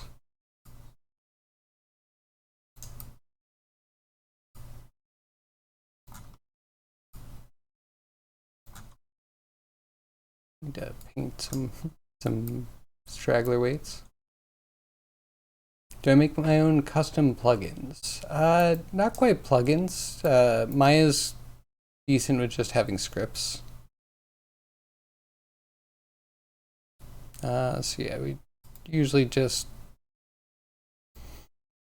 these can be put into files and we can read these later and reference all the functions. So it's kind of like a plugin, but actually doing Maya plugins, I think, means you have to be using C#, or not C#, C++, and you have to like compile it into a DLL and then put it in as a plugin, and I never went that far.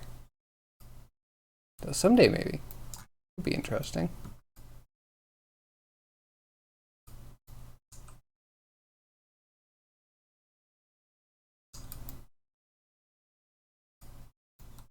Yeah, if any of your teachers know how to make plugins and they have any resources, I'd be peachy keen on checking those out actually.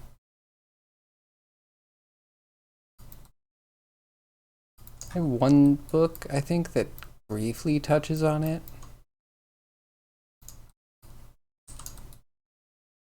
Not quite enough. C++ is a beast.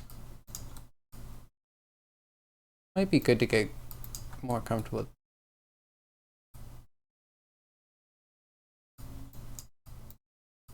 Malik? Do you Malik in that one?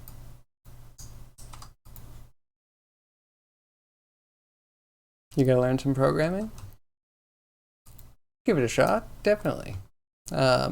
It's not too bad. Just make sure you're starting simple and with stuff that's kind of relevant. Like if you start making games, that can give you a good handle on it. Or if you get really good in like Maya or something and you can use that language, but like make sure you're kind of comfortable with what you're trying to do. I read a lot of books. I tried to learn programming, JavaScript, Java, all that stuff. But I'd read a book and the books are just like, here's how to make a clock you can embed in a web page. I'm like, I don't know why I care about this. How did you make me so disinterested so quickly? But yeah, then all of that kind of seeped in, like I kind of knew it. So it's just about it being applied once I had like a really good idea of what I wanted to do, and it was like, okay, well, I can put together scripts to get a rig together. Because everything you do in Maya, it actually puts all of the commands. So like makes it really easy to learn. And then you can just like copy and paste and put them together in your own way. And it's just like an accessible way to do it. But if you're starting from scratch, I think I would go with maybe processing. Like if you go with a Python route, you can be reluctant to go to a bracketed language. And yeah, it's good to know both. And bracketed is a little bit more, at least they used to be. They used to be more in demand. Maybe not anymore, because Python has a lot of machine learning stuff. It's actually easier than bracketed languages.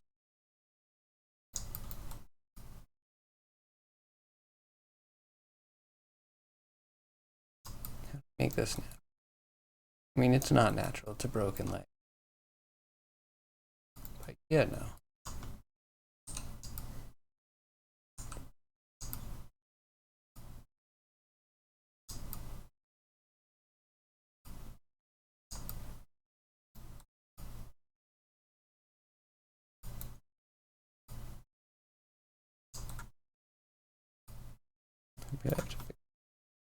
We'll touch the paints real.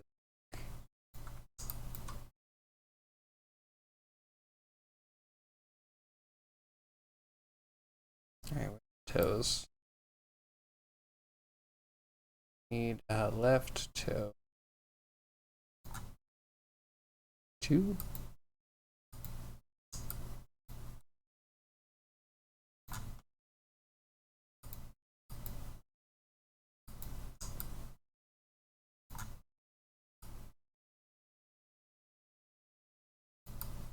Yeah, that. This.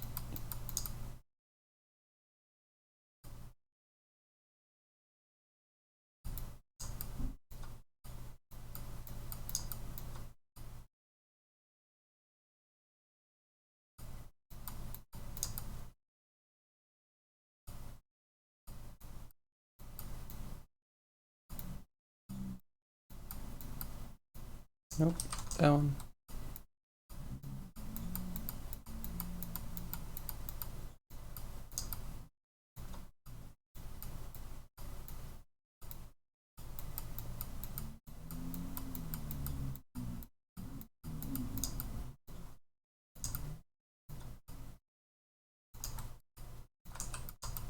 There we go. Oh, wait.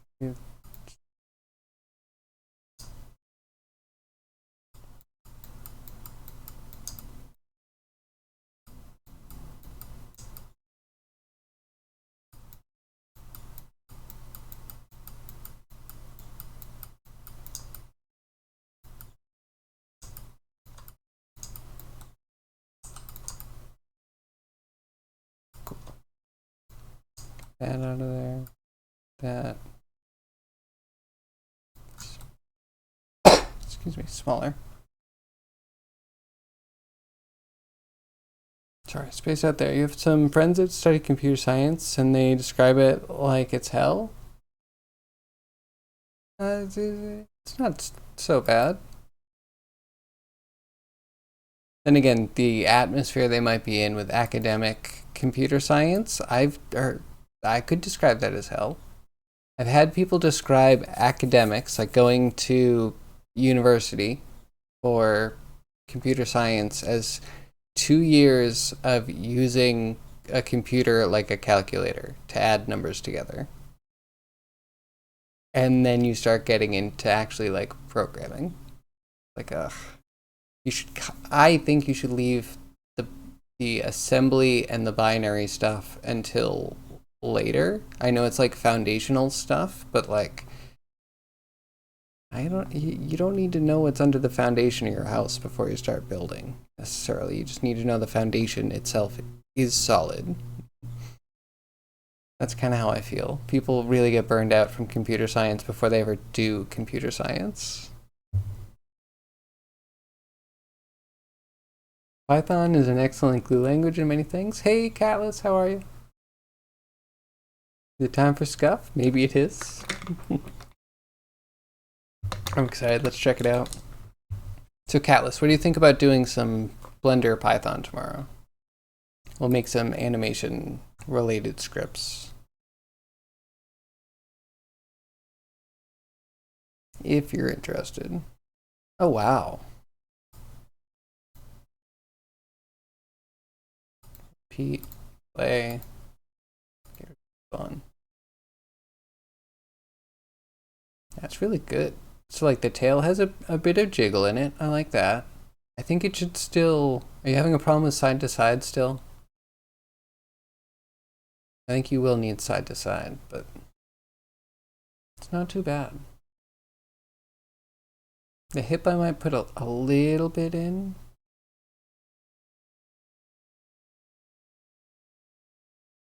The head gooses a little. Just a little, though. Man, the legs look really good today. Really get in there.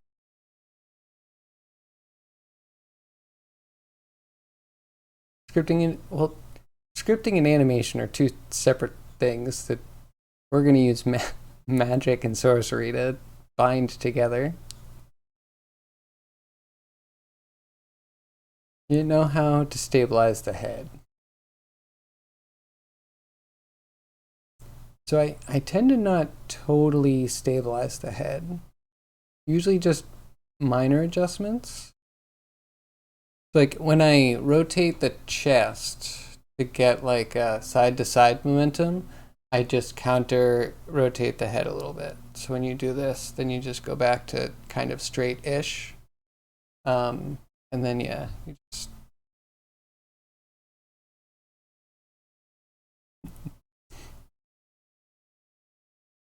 it's funny. Yeah, front to back is fine. Like people can like jam out while they're walking. But yeah, they tend to keep looking forward, even if they're like doing weird shifts and stuff. Either it's still or it does something. That's that's fair. But yeah, doing something is good. I actually think the thing that's funny about it is like the neck. The neck looks so disconnected for some reason. Like it's keeping the head too perfectly in line, while the base of the neck isn't. So like yeah, if I covered up the get away with this. Cover up the head. So much of this looks really good. Again, the tail I think just needs a sway back and forth to help. I don't know, to go with the hips, I guess, to add a little counterbalance. Really good. Uh, yeah, and then you look at like just the head here. Like the motion's just a little odd.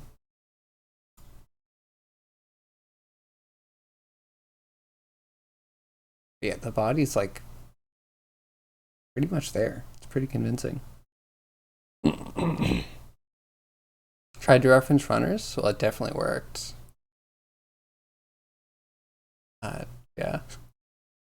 And I'll never forget, and I'll keep bringing up the Scooby Doo walk that I tried to do shot for shot, and I had to like restart 4 times because I would just like get ahead of myself in a place or two.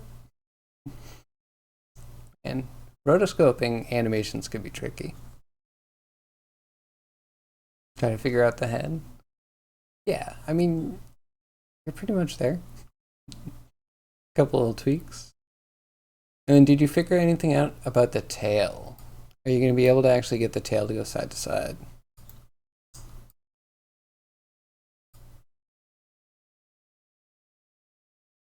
Gonna head out. See you later, Lens. Brain's going, voice is going.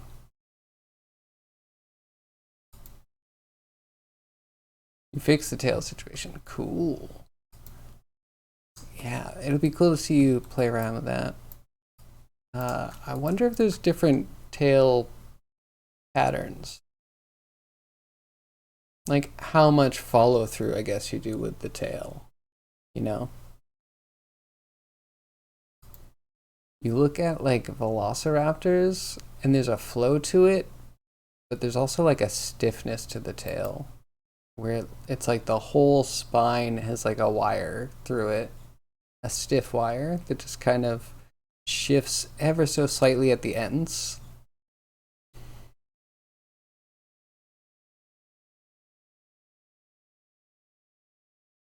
There were options so you didn't go for the tentacle. You're not happy at all with the tail at the moment. Okay, let's cut it out. Cut it out. It's no good. We don't need it anymore.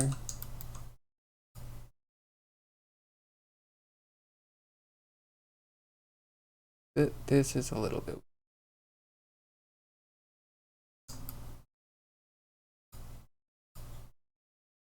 It's weird because we need to paint weights. Let's paint weights real quick and then we'll like wrap up stream. The wife ordered pizza. I'm sorry for saying the P word. I just want you to know the truth of the situation.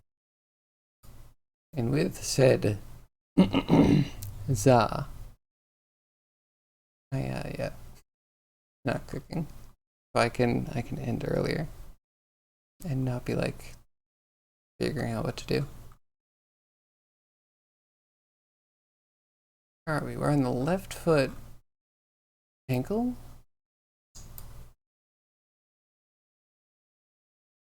Yeah, it's pretty small.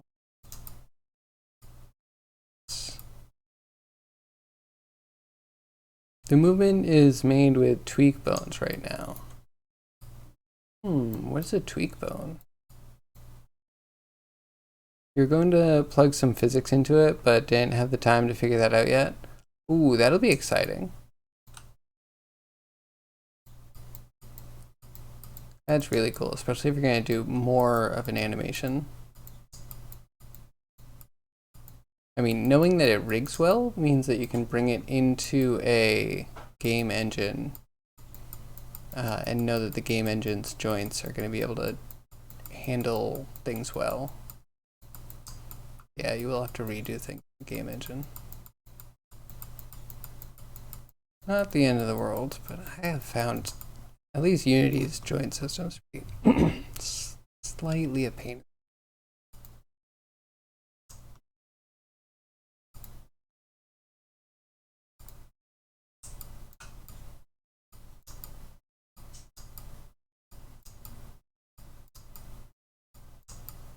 Okay, evidently ribbon can't be trusted here.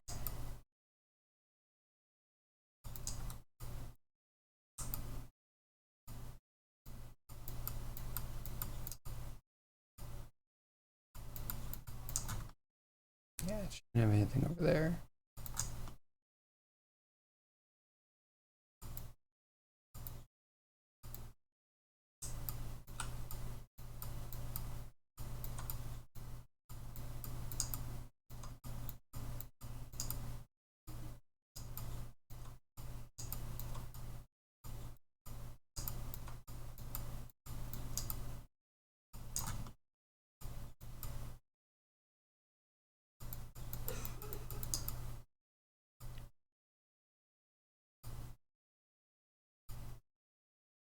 Kind of like that, I think.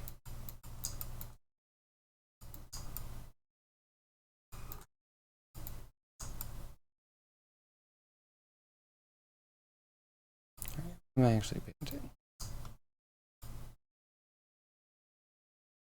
Oh, that guy. Maybe it shouldn't have anything. Deserve anything. This guy deserves a lot, though. Dangerous could join, aren't you?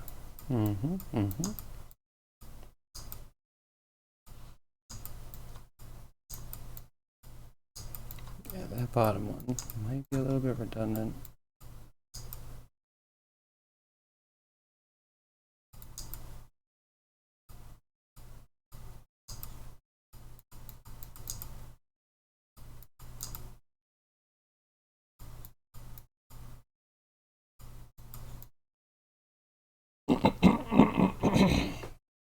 Rigify generates a master bone, rotation bones, and tweak bones for chains. So master can be moved in any way, right? Rotation can only be rotated, like FK. And then tweak bones. Maybe I'm misunderstanding. Maybe the master bone is the bind joint. And the tweak bones are like move wherever you want.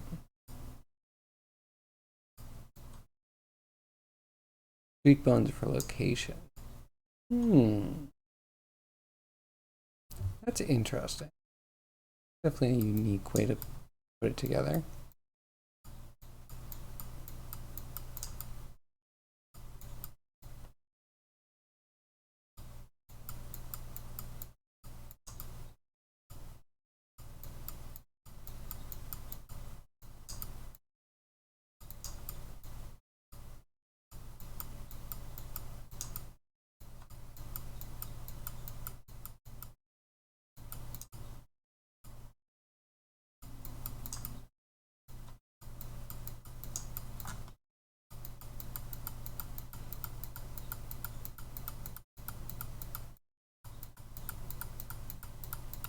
Okay, look at this. A little awkward, but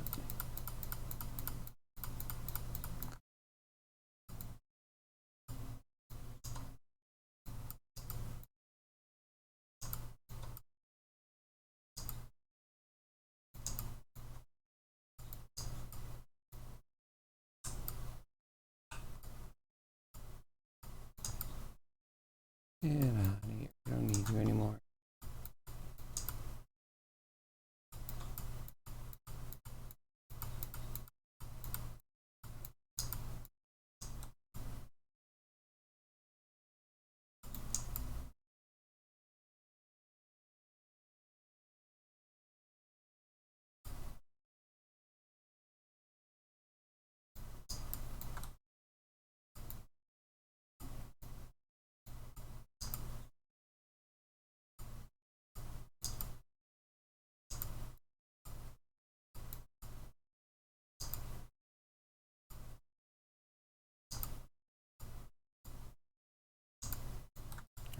Pull there, and then we'll smooth up above.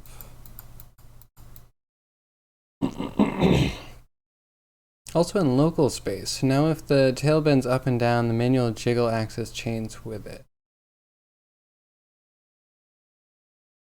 Is that good or bad? I'm trying to think.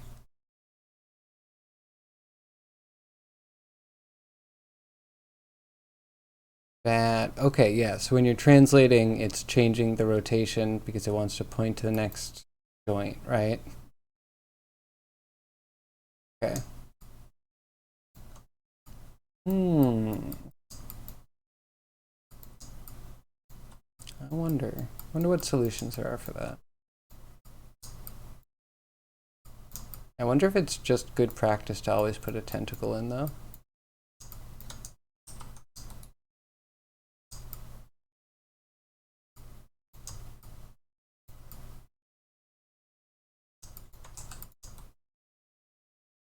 How ugly is it?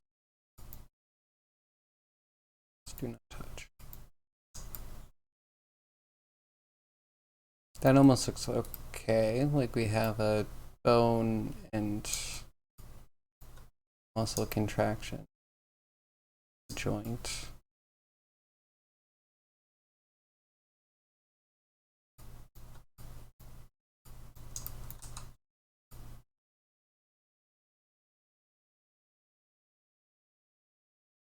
Yeah, not terrible. It's kind of how I think it would work.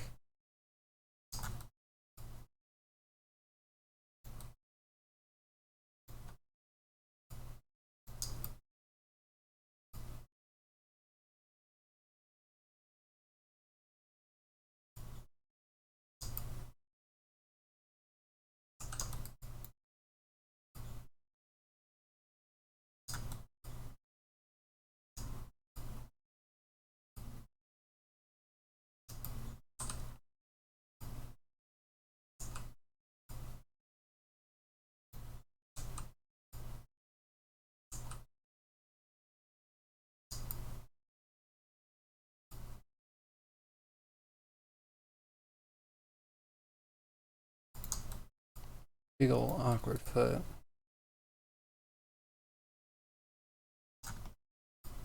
That knee has too much intention.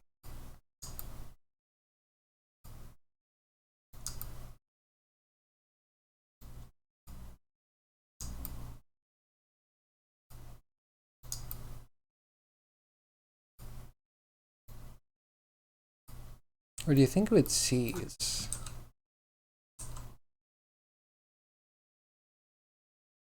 Oh, maybe broken. Maybe actually broken.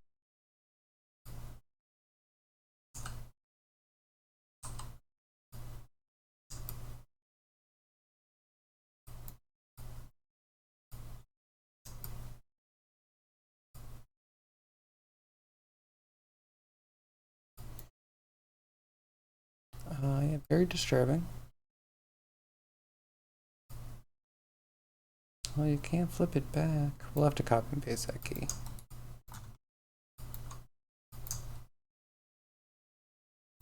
See if this is a new one, because we started touching weights and it's always dicey.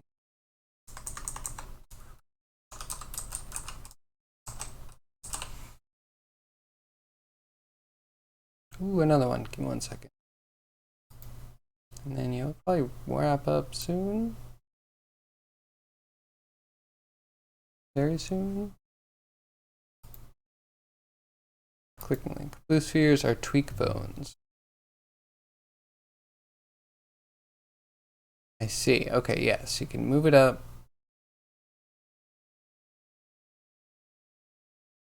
Yeah. Mm-hmm.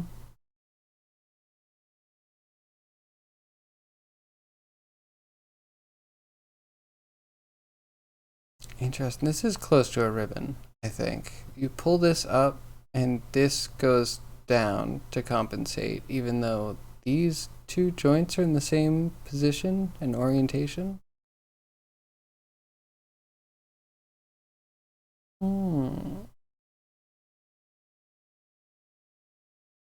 Can the rotation bring these towards us? And the yellow circles are the rotation bones. And the rotation can separate from it. I see. And if you change the rotation, it also alters this? The tweak?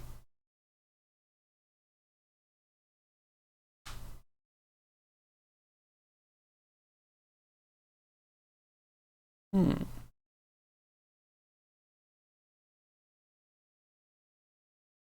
I would just use the rotation. Just parent it in the chain. I would. Can you select 1, 2, 3, 4, and do their z-axis, z rotation?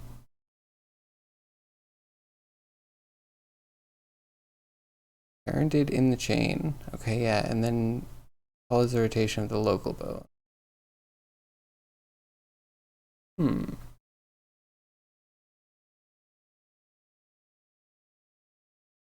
Hmm. That's interesting.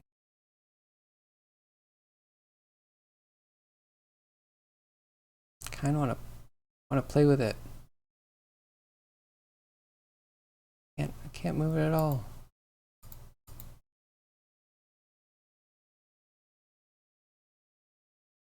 Yeah, I would probably not use the tweak joints at all. Unless you needed to, like, yeah, break it, wrap it around something. Then you can, like, place each one specifically. That makes sense. But normally, like, for running and walking and stuff, I would definitely use the rotation ones. It would do this. Let's check it. When the rotate bone gets rotated.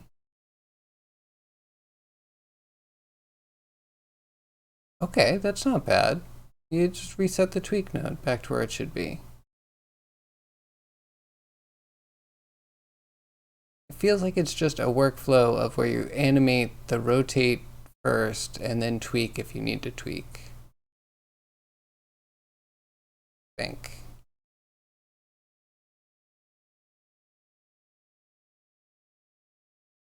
So yeah, I have some stuff set up like that. Actually, if we go to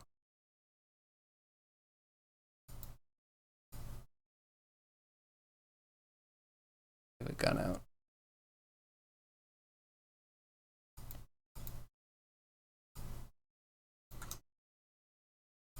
So yeah, the gun, I think we can just move these if we wanted to. I have them set up in an FK way. I got that. I'm trying to think of a good way to streamline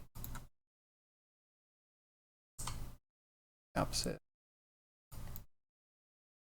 Okay, figure this out real quick.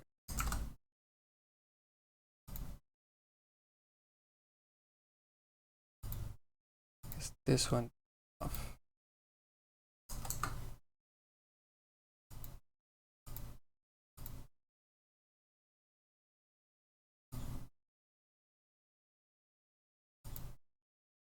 Yeah, not quite set up in the same way.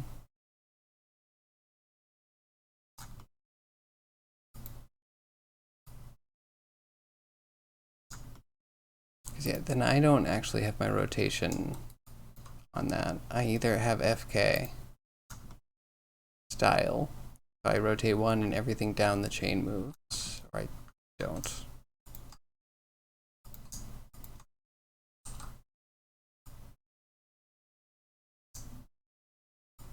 Then this one doesn't do rotation at all. It does kind of like orientation.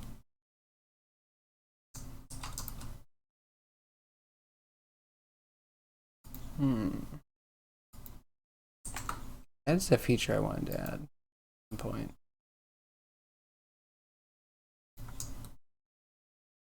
Because yeah, if I do a raw chain before I set stuff up, each controller could just be moved wherever.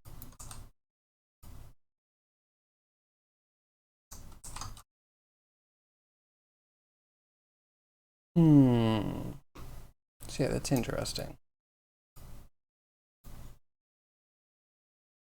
Still, it does seem functional. It might be a little bit inconvenient, but if you learn to work with it, again, I think the rotation would have to happen first and tweak under that.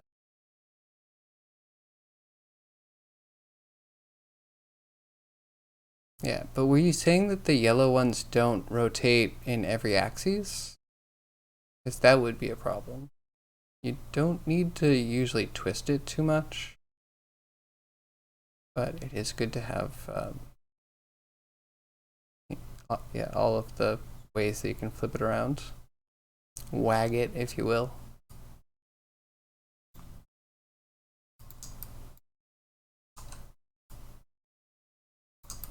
And waggles.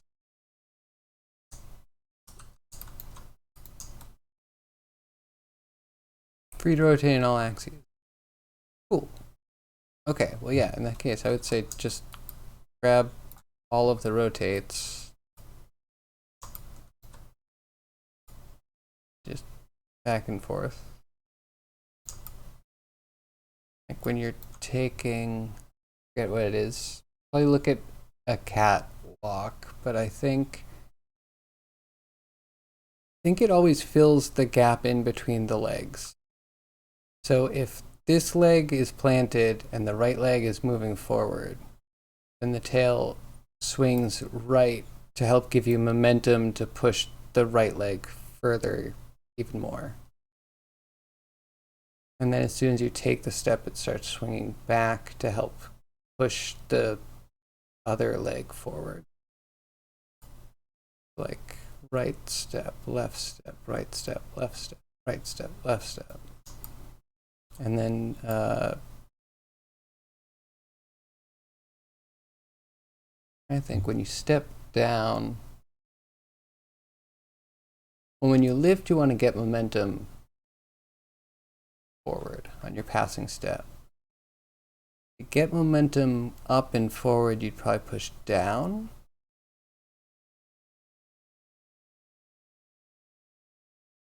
So when you're actually taking a step, like when you're landing, tail goes up. Then you go down, and as you land again, it goes up again. Think.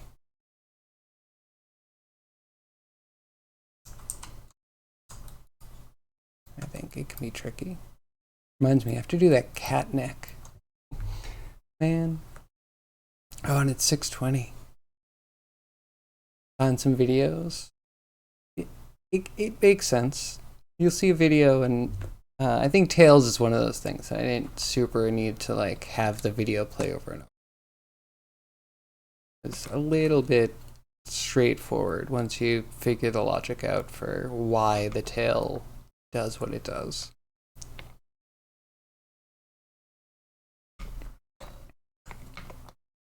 Lizard tails are different from mammals. Yeah, you're not wrong. I think largely because lizards have like a fuselage. Like, I don't think the base of a lizard tail moves much. I think it's like a continuation of a like spine fused with the pelvis. And then they have the legs that are out to the side instead of being like somewhat under them. Yeah, that can be a big difference. Still, I wonder if Kobold is going to end up being more like a cat person.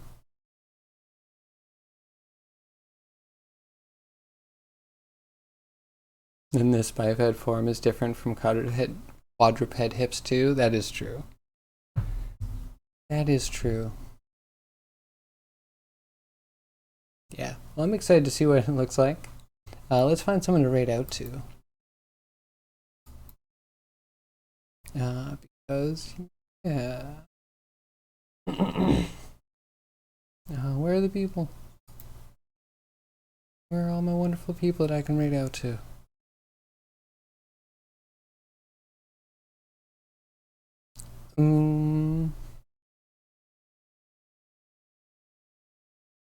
I see. I feel like we're thin. Thin on the people.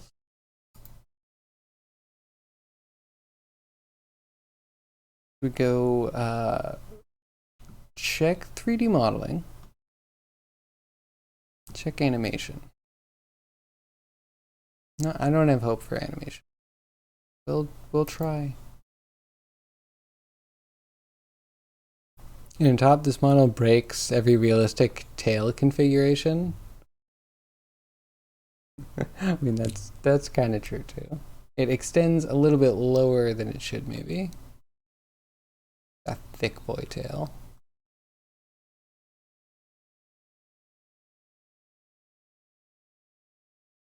Someone's playing Metro in animation?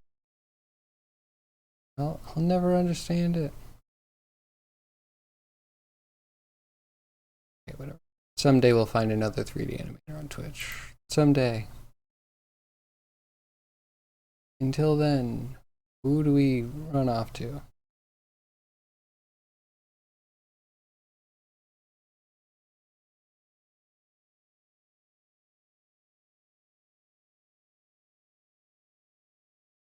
Reach topology in Blender, maybe?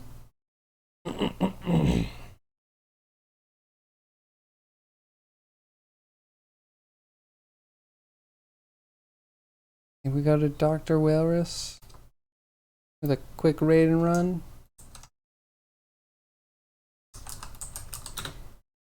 Unless anyone has any other suggestions. Thank you everyone for joining me today. I really appreciate all my lurkers, my chatters, my VOD watchers. You've all been wonderful. Pretty great stream. Got lots of animations done. Next time, maybe some Blender animation scripting. Could be fun. Could be useful for the community. Yeah, I hope everyone has a great rest of your day. I hope you can join me tomorrow between 2 p.m. and 6 p.m. Eastern Standard Time. You can check out the Discord, link in the description below, and find out when I go live. Yeah, with that, I just hope you all have a great day. Hope to see you tomorrow. Stick around for the raid. We're gonna go check out Dr. Walrus doing a buff cat man thing in Blender. It's Blender, but he has this material that makes me feel like it's ZBrush. Weird Mudbox hybrid. Anyway, cool. See you tomorrow. Bye-bye. Bye. Have a good one.